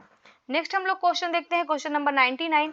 निम्नलिखित में से कौन Wisden cricketer of the year में शामिल होने वाली पहली भारतीय महिला क्रिकेटर बन गई हैं? ये पहली जो भारतीय महिला क्रिकेटर बनी है वो हरमनप्रीत कौर बनी है। सही जवाब इसका ए हो जाएगा। नेक्स्ट हम लोग क्वेश्चन देखते हैं 100 नंबर क्वेश्चन। निम्नलिखित में से कौन सा देश नवंबर 2023 में जलवायु परिवर्तन पर संयुक्त राष्ट्र फ्रेमवर्क कन्वेंशन COP28 की मेजबानी करेगा? तो जो COP28 की मेजबानी करेगा वो UAE करेगा। इसका सही जवाब सी हो जाएगा, UAE। अभी देखिए जो COP27 हुआ है ये हुआ है शर्म अल शेख मिस्र में, ये भी ध्यान रखिएगा, शर्म अल शेख मिस्र में। नेक्स्ट हम लोग देखते हैं 101 नंबर क्वेश्चन। मार्च 2023 में संयुक्त राष्ट्र जल सम्मेलन 2023 कहाँ पे आयोजित किया गया? तो संयुक्त राष्ट्र जल सम्मेलन 2023 का जो आयोजन किया गया है वो न्यूयॉर्क के USA न्यूयॉर्क में किया गया। सही जवाब इसका सी हो जाएगा।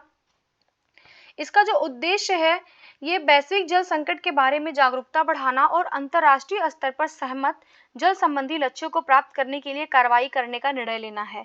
जो पहला संयुक्त राष्ट्र का जल सम्मेलन हुआ था वो 1977 में अर्जेंटीना में हुआ था, ये भी ध्यान रखिएगा। जो पहला हुआ था 1977 में अर्जेंटीना में हुआ था। नेक्स्ट हम लोग क्वेश्चन देखते हैं, क्वेश्चन नंबर 102। फरवरी 2023 में किस राज्य केंद्र शासित प्रदेश में 5.9 मिलियन टन लिथियम भंडार की खोज की गई है? जो 5.9 मिलियन टन लिथियम भंडार की जो खोज की गई है जम्मू कश्मीर में की गई है। सही जवाब इसका सी हो जाएगा। नेक्स्ट देखते हैं 103 नंबर क्वेश्चन। श्री धर्मेंद्र प्रधान ने श्री अश्विनी वैष्णव के साथ किस संस्था द्वारा विकसित भारत में निर्मित मोबाइल ऑपरेटिंग सिस्टम भारोस का सफलतापूर्वक परीक्षण किया है? ये जो भारोस बनाया गया है ये IIT मद्रास के द्वारा बनाया गया। इसका सही जवाब हो जाएगा बी, IIT मद्रास।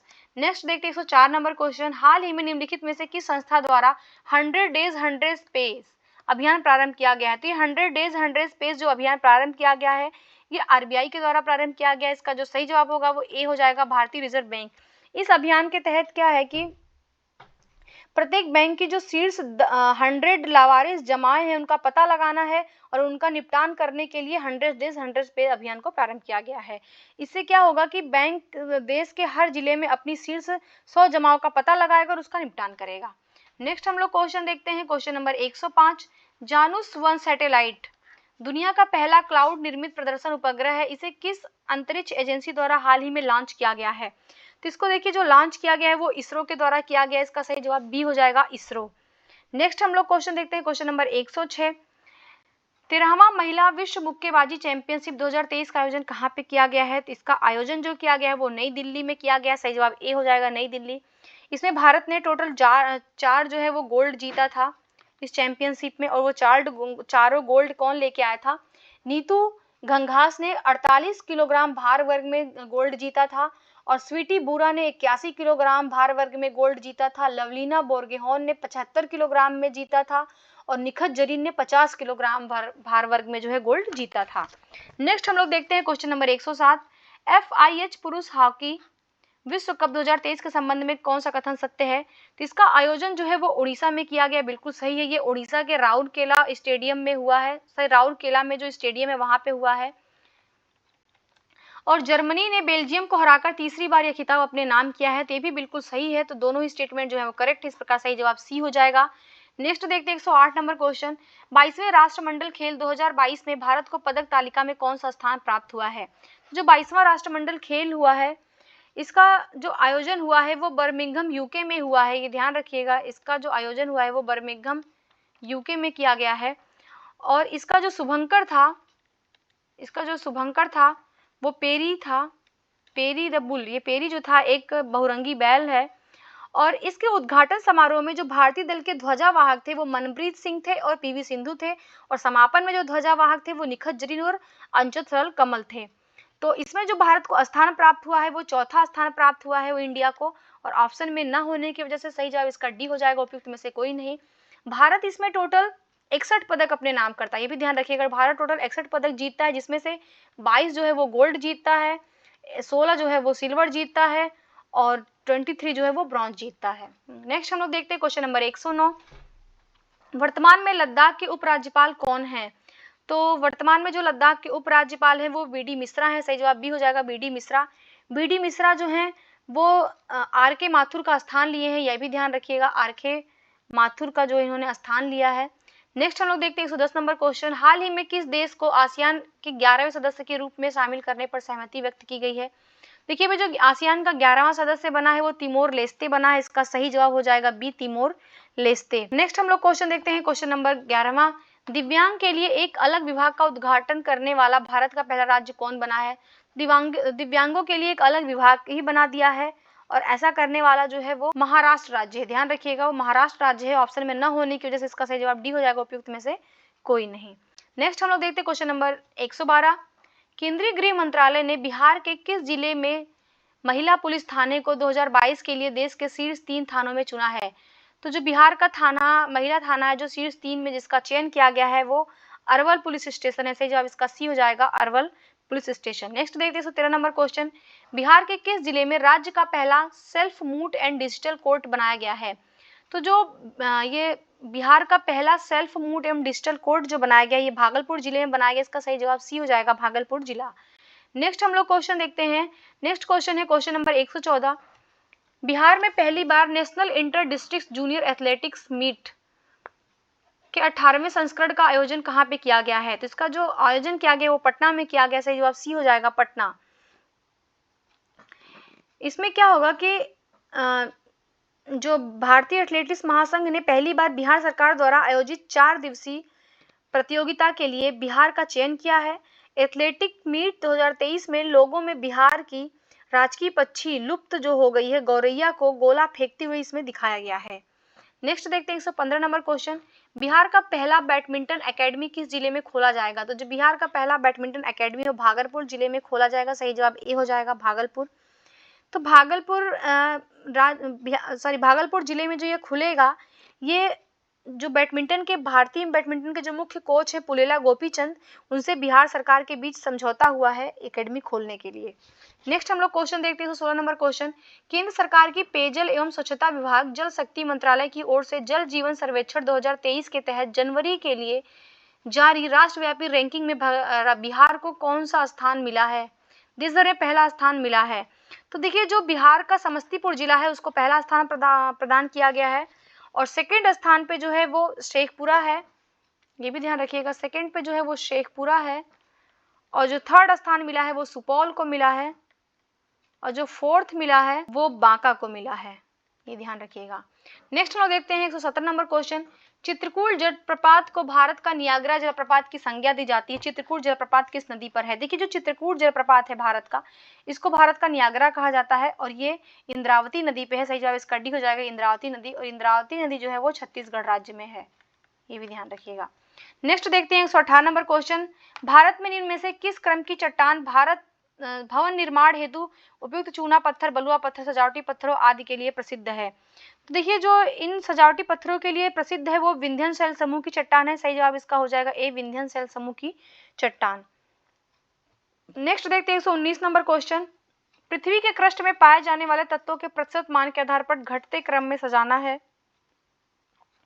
तो सबसे ज्यादा ऑक्सीजन पाया जाता है नंबर 1 पे, सेकंड पे सिलिकॉन पाया जाता है, थर्ड पे जो है वो एल्युमिनियम पाया जाता है, फोर्थ पे जो है लोहा पाया जाता है, पांचवें पे जो है वो कैल्शियम पाया जाता है, और 6 पे जो है वो सोडियम पाया जाता है, 7th पे जो है वो पोटेशियम पाया जाता है, और 8th पे जो है वो मैग्नीशियम पाया जाता है।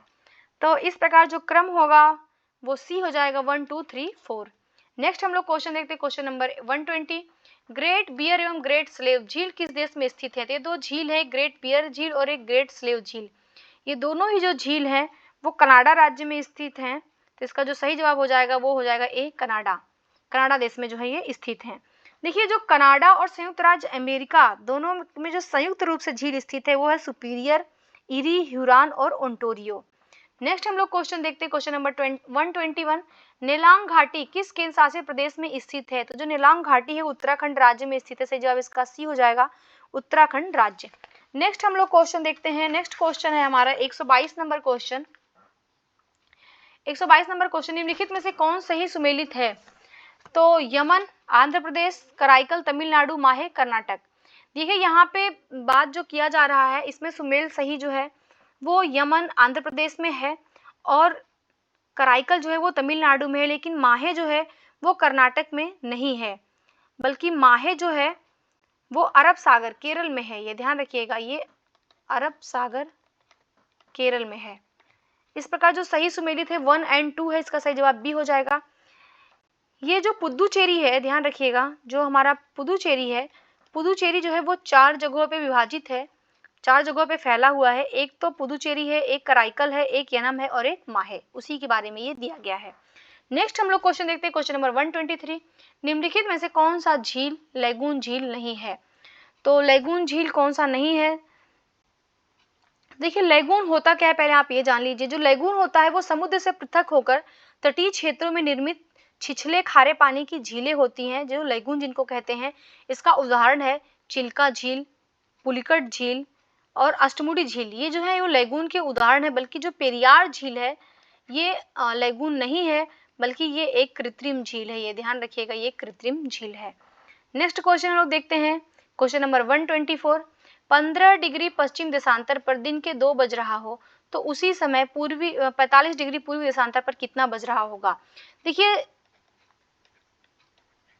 नॉर्थ, साउथ, ईस्ट, वेस्ट, तो कह रहा पश्चिम डिग्री देशांतर पर जो है वो 2 बज रहे थे, तो उस समय पूर्वी देशांतर पर 45 डिग्री ईस्ट पे कितना बजेगा? तो देखिए इन दोनों के बीच का जो डिफरेंस होगा वो डिफरेंस हो जाएगा टोटल 60, ये ऐड हो जाएगा 60 डिग्री हो जाएगा। और आपको ये पता होगा कि 1 डिग्री बराबर जो होता है वो 4 मिनट होता है, तो 60 इंटू 4 कर देंगे तो 240 मिनट हो जाएगा। और 240 मिनट को अगर हम घंटे में बदलेंगे तो ये 4 घंटा आएगा। और ये 4 घंटे को हम क्या करेंगे, जो 2 बज रहा है 2 में ऐड करेंगे तो ये 6 बज रहा होगा। इसका सही जवाब जो होगा वो हो जाएगा 6 PM। सही जवाब इसका सी हो जाएगा 6 PM। नेक्स्ट हम लोग क्वेश्चन देखते हैं, क्वेश्चन नंबर 125। कश्मीर घाटी किन 2 पर्वत श्रेणियों के मध्य अवस्थित है? तो जो कश्मीर घाटी है वो बृहद हिमालय एवं पीर पंजाल के मध्य अवस्थित है। सही जवाब इसका ए हो जाएगा, बृहद हिमालय और पीर पंजाल के मध्य जो है वो स्थित है। 126 नंबर क्वेश्चन देखते हैं, कर्नाट वंश की राजधानी कहाँ थी? तो जो कर्नाट वंश की राजधानी थे वो सिमरावगढ़ में थी। सही जवाब इसका ए हो जाएगा, सिमरावगढ़। मिथिला के कर्नाट वंश की स्थापना जो किया थे वो नान्यदेव ने किया था, ये भी ध्यान रखिएगा। ये मिथिला का जो कर्नाट वंश था उसकी जो स्थापना किया था वो नान्यदेव ने किया था। नेक्स्ट देखते हैं, अभी देखिए जो वर्तमान में जो सिमरावगढ़ है ये नेपाल में स्थित है, ये भी ध्यान रखिएगा, जो ये सिमराव है ये नेपाल में स्थित है। नेक्स्ट 127 नंबर क्वेश्चन देखते हैं, बिहार में होम रूल शाखा की स्थापना किसकी अध्यक्षता में हुआ था। देखिए जो होम रूल की स्थापना है वो एनी बेसेंट ने किया था, लेकिन जो बिहार में पूछ रहा है होम रूल की स्थापना किया था वो मजहरुल हक ने किया था। इसका सही जवाब हो जाएगा बी, मजहरुल हक ने किया था। नेक्स्ट क्वेश्चन देखते हैं हम लोग, क्वेश्चन नंबर 128, चंपारण सत्याग्रह के दौरान चंपारण एग्रीगेरियन समिति के अध्यक्ष कौन थे। तो चंपारण एग्रीगेरियन समिति के जो अध्यक्ष थे वो FG स्लाई थे। इसका सही जवाब सी हो जाएगा, FG स्लाई। देखिए जो चंपारण में तिनकठिया पद्धति की जांच करने के लिए चंपारण एग्रीगेरियन समिति का गठन किया गया था और इसके अध्यक्ष जो ये ब्रिटिश आयुक्त थे FG स्लाई, और इसके सदस्य में महात्मा गांधी के साथ जो है वो राजा हरिहर प्रसाद, नारायण सिंह एवं LC अदामी इत्यादि लोग जो थे वो शामिल थे। नेक्स्ट हम लोग देखते हैं 129 नंबर क्वेश्चन, असहयोग आंदोलन के दौरान शाहाबाद जिले में कौन सा आंदोलन चलाया गया था। तो देखिए असहयोग आंदोलन के दौरान जो शाहाबाद जिले में आंदोलन चलाया गया था वो नशाबंदी आंदोलन चलाया गया था। इसका सही जवाब बी हो जाएगा, नशाबंदी आंदोलन। नेक्स्ट हम लोग देखते हैं क्वेश्चन नंबर 130, युवराज प्रिंस ऑफ वेल्स का पटना आगमन कब हुआ था। युवराज प्रिंस ऑफ वेल्स जो है वो पटना आए थे 1921 में। सही जवाब इसका बी हो जाएगा, 1921। नेक्स्ट हम लोग क्वेश्चन देखते हैं, क्वेश्चन नंबर 131 नंबर क्वेश्चन है, हजारीबाग जेल से जयप्रकाश नारायण के साथ भागने में कौन शामिल नहीं है। तो जो जयप्रकाश नारायण जेल से भागे थे उस समय उनके साथ 5 लोग और भागे थे। उन 5 लोगों में थे रामानंद मिश्र थे, सूरज नारायण सिंह थे, योगेंद्र शुक्ला थे, इसके अलावा गुलाबी सोनार थे और शालिग्राम सिंह थे। तो जो नहीं भागा था उनके साथ में वो राम मनोहर लोहिया थे। इसका सही जवाब हो जाएगा ए, राम मनोहर लोहिया। नेक्स्ट हम लोग देखते हैं 132 नंबर क्वेश्चन, निम्नलिखित में से किस महिला क्रांतिकारी ने 16 अंग्रेज सिपाहियों की गोली मारकर हत्या कर दी थी। देखिए जो जिरियावती हैं, जिरियावती ने जो है वो 16 अंग्रेज सिपाहियों को गोली मारकर हत्या कर दिया था। और जो जिरियावती देवी का संबंध है वो बिहार के भागलपुर जिले से है, ये भी ध्यान रखिएगा, ये बिहार के भागलपुर जिले से संबंधित हैं। उन्होंने भारत छोड़ो आंदोलन के दौरान ही ये गोली चला करके हत्या किया था। नेक्स्ट हम लोग देखते हैं क्वेश्चन नंबर 133, निम्नलिखित में से कौन सही नहीं है। तो बिहार में सोशलिस्ट पार्टी का गठन 1931 में किया, ये बिल्कुल सही सुमेलित है। और सेकेंड है बिहार प्रांतीय किसान सभा का गठन 1929 में हुआ था, ये भी सही है। बिहार में प्रांतीय जो चुनाव हुए थे 1937 में हुए थे, ये भी सही है। इस प्रकार जो सही जवाब होगा वो डी हो जाएगा, उपयुक्त में से कोई नहीं, क्योंकि ये तीनों स्टेटमेंट जो है वो करेक्टली मैच है। नेक्स्ट हम लोग देखते हैं क्वेश्चन नंबर 134, निम्नलिखित नदियों एवं उनकी सहायक नदियों से सुमेल करना है।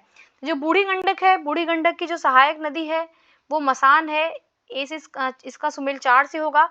और बागमती जो नदी है इसकी जो सहायक नदी है वो लखनदेई है, 3 से सुमेलित होगा। कोसी जो नदी है इसका जो सहायक नदी है वो इंद्रावती है, 2 से सुमेलित होगा। महानंदा की सहायक नदी जो है वो मेची है। इस प्रकार जो सही जवाब होगा वो सी हो जाएगा। नेक्स्ट हम लोग क्वेश्चन देखते हैं, क्वेश्चन नंबर 135, निम्नलिखित में से कौन जो है वो सही सुमेलित नहीं है। घोघा झील जो है वो कटिहार में है, बिल्कुल सही है। सिमरी झील जो है वो सहरसा में है, ये भी सही है। और जगतपुर झील जो है वो भागलपुर जिले में है, ये भी सही है। लेकिन जो अनुपम झील है वो चंपारण में नहीं है बल्कि वो कैमूर जिले में है, ये ध्यान रखिएगा। अनुपम झील जो है वो कैमूर जिले में। इस प्रकार सही जवाब डी हो जाएगा। 136 नंबर क्वेश्चन देखते हैं, स्टेटमेंट दिया है, बताना है कौन से स्टेटमेंट जो है सही है। तो बिहार में लोकसभा में अनुसूचित जाति है तो आरक्षित सीटों की संख्या 6 है। देखिए ये बिल्कुल सही स्टेटमेंट है, क्योंकि बिहार में जो लोकसभा में अनुसूचित जाति है, जो एससी है, एससी के लिए जो रिजर्व सीटें हैं वो 6 सीटें आरक्षित हैं। और सेकेंड है बिहार में लोकसभा में अनुसूचित जनजाति है तो आरक्षित सीटों की संख्या 6 है। तो देखिए ये जो सेकेंड स्टेटमेंट है ये गलत है, क्योंकि बिहार राज्य में लोकसभा के लिए एसटी के लिए जो है वो आरक्षित सीटें ही आरक्षित नहीं है। इस प्रकार जो है ये सेकेंड स्टेटमेंट इसका गलत हो जाएगा। तो इसका जो सही आंसर होगा वो ए हो जाएगा, केवल एक कथन जो है वो सही है। नेक्स्ट हम लोग क्वेश्चन देखते हैं, क्वेश्चन नंबर 37, निम्नलिखित में से कौन सा जो है वो सही नहीं है। ए है इसका, राज्य की कार्यपालिका का प्रधान राज्यपाल होता है। देखिए बिल्कुल सही है, जो राज्य की कार्यपालिका शक्ति का प्रधान होता है वो राज्यपाल होता है। सेकेंड है कि राज्य के कार्यपालिका का वास्तविक प्रधान जो है मुख्यमंत्री होता है, बिल्कुल सही है। जैसे केंद्र सरकार में प्रधानमंत्री होता है वैसे राज्य में जो है मुख्यमंत्री होता है। और थर्ड है मंत्रिपरिषद की बैठक की अध्यक्षता राज्यपाल करते हैं। देखिए ये गलत है, क्योंकि जो मंत्रिपरिषद होती है उसकी बैठक की अध्यक्षता राज्यपाल नहीं करता है, बल्कि वो मुख्यमंत्री करता है, सीएम करता है। इस प्रकार जो सही आंसर हो जाएगा वो सी हो जाएगा। सी जो है वो गलत है स्टेटमेंट। नेक्स्ट हम लोग क्वेश्चन देखते हैं 138 नंबर क्वेश्चन। सप्त गुफा समूह बिहार का संरक्षित स्मारक किस जिले में अवस्थित है? जो सप्त गुफा समूह बिहार का जो संरक्षित स्मारक है ये जहानाबाद जिले में। सही जवाब बी हो जाएगा, जहानाबाद जिले में। देखिए जो सप्त गुफा समूह है वहां पे बराबर एवं नागार्जुनी पहाड़ियों जो है वो जहानाबाद में स्थित है। तो यहाँ पे ध्यान रखिएगा, बराबर और नागार्जुनी पहाड़ियां, ये दो पहाड़ियां हैं। जो बराबर की गुफाओं में 4 गुफाओं का निर्माण किया गया है और इनका जो निर्माण किया है वो अशोक ने कराया है। और जो नागार्जुनी पहाड़ियां हैं इसमें जो 3 गुफाओं का निर्माण है और इसका जो निर्माण कराया है वो अशोक के पौत्र दशरथ ने कराया है। तो ये ध्यान रखिएगा, जो अशोक के पौत्र हैं दशरथ उन्होंने नागार्जुनी पहाड़ियों पे कराया है, जबकि अशोक ने जो है वो बराबर की पहाड़ियों पर 4 गुफाओं का निर्माण कराया है। और ये जो गुफाएं थी ये आजीवक संप्रदाय के भिक्षुओं के लिए बनवाई गई थी। नेक्स्ट हम लोग देखते हैं क्वेश्चन नंबर 139। धान की फसल के लिए कौन सी मृदा उपयुक्त होती है? तो धान की जो खेती करनी है उसके लिए नवीन जलोढ़ मृदा उपयुक्त होती है। जब इसका सी हो जाएगा, नवीन जलोढ़ मृदा। नेक्स्ट हम लोग क्वेश्चन देखते हैं क्वेश्चन नंबर 140। 2011 की जनगणना के अनुसार 3 सर्वाधिक जनसंख्या घनत्व वाले जिले हैं। तो 2011 की जनगणना के अनुसार जो सर्वाधिक जनसंख्या घनत्व वाले जो जिले हैं वो शिवहर, पटना और दरभंगा। सही जवाब इसका ए हो जाएगा। शिवहर में जो है वो 1880 है, पटना में जो है वो 1803 है और दरभंगा में जो है वो 1721 है जनघनत्व। नेक्स्ट हम लोग क्वेश्चन देखते हैं क्वेश्चन नंबर 141। 2 अंकों की एक संख्या तथा उस संख्या के दोनों अंकों के स्थान बदलने के बाद प्राप्त संख्या का अंतर 63 है तो उस संख्या के अंकों का अंतर है, तो जो उसका अंतर होगा वो 7 होगा। सही जवाब सी हो जाएगा। 142 नंबर क्वेश्चन देखते हैं। निम्न श्रृंखला में अगला पद ज्ञात करना है, तो जो इसका अगला पद होगा वो 215 होगा। सही जवाब ए हो जाएगा। 143 नंबर क्वेश्चन देखते हैं। 2x + y + 3x + y + 5x + y का सार्वगुणनखंड कौन है? तो इसका जो सार्वगुणनखंड है वो x + y है। इसका सही जवाब ए हो जाएगा। 144 नंबर क्वेश्चन देखते हैं। ए, बी तथा सी किसी कार्य को क्रमशः 6, 4, 12 घंटे में समाप्त करते हैं। तीनों मिलकर इस कार्य को कितने दिनों में समाप्त करेंगे? तो तीनों मिलकर इस कार्य को 2 घंटे में समाप्त करेंगे। सही जवाब हो जाएगा बी। 145 नंबर क्वेश्चन देखते हैं। मीना की आयु उसकी पुत्री की आयु का 8 गुना है। 8 वर्ष बाद मीना तथा उसकी पुत्री की आयु का अनुपात 10:3 होगा। मीना की वर्तमान आयु कितनी है? तो मीना की जो वर्तमान आयु है वो 32 वर्ष है। सही जवाब सी हो जाएगा। 146 नंबर क्वेश्चन देखते हैं। 1,25,000 रुपए का 8% वार्षिक दर से 9 माह का चक्रवृद्धि ब्याज ज्ञात करना है, जबकि ब्याज जो है वो तिमाही लग रहा है। तो इसका जो सही जवाब होगा वो बी हो जाएगा, 7,651 रुपए। नेक्स्ट हम लोग क्वेश्चन देखते हैं। नेक्स्ट क्वेश्चन है क्वेश्चन नंबर 147। दिए गए पाई चार्ट में रॉयल्टी के संगत केंद्रीय कोण विज्ञापन के संगत केंद्रीय कोण से कितना अधिक है? तो इसको जब आप सॉल्व करेंगे तो इसका जो सही आंसर आएगा वो हो जाएगा 25.2 डिग्री। सही जवाब ए हो जाएगा। 148 नंबर क्वेश्चन देखते हैं। एक शादी के समारोह में एक महिला की ओर इशारा करते हुए अनीता ने कहा, वह मेरे माँ के पुत्र के पिता की बहन है। वह महिला अनीता की कौन है? तो महिला जो अनीता की है वो बुआ है। इसका आंसर हो जाएगा बुआ है। ऑप्शन में न होने के सही जवाब इसका डी हो जाएगा, उपयुक्त में से कोई नहीं। 149 नंबर क्वेश्चन है। एक कमीज का अंकित मूल्य 600 रुपए है। 2 क्रमागत बट्टे देने के बाद इसका मूल्य 432 रुपए। यदि दूसरा बट्टा 10% हो तो पहला बट्टा कितना था? तो जो पहला बट्टा था वो 20% का था। सही जवाब इसका हो जाएगा 20%, और ऑप्शन में नहीं है तो इसलिए इसका सही जवाब डी हो जाएगा, उपयुक्त में से कोई नहीं। 150 नंबर क्वेश्चन है और ये लास्ट क्वेश्चन है इस टेस्ट का। 2:40 पर घड़ी में घंटे की सुई तथा मिनट की सुई के बीच का कोण ज्ञात करना है। तो जो घंटे की सुई और मिनट की सुई के बीच का जो कोण होगा वो 160 डिग्री होगा। सही जवाब इसका सी हो जाएगा। इस प्रकार हमारा ये टेस्ट पेपर जो है वो कंप्लीट होता है और अब मिलेंगे हम अपने नेक्स्ट वीडियो में हम। अगर आपको मेरी वीडियोस अच्छी लग रही है तो प्लीज़ आप मेरे चैनल को सब्सक्राइब करिए, मेरे वीडियोस को लाइक करिए, अपने फ्रेंड्स में शेयर करिए।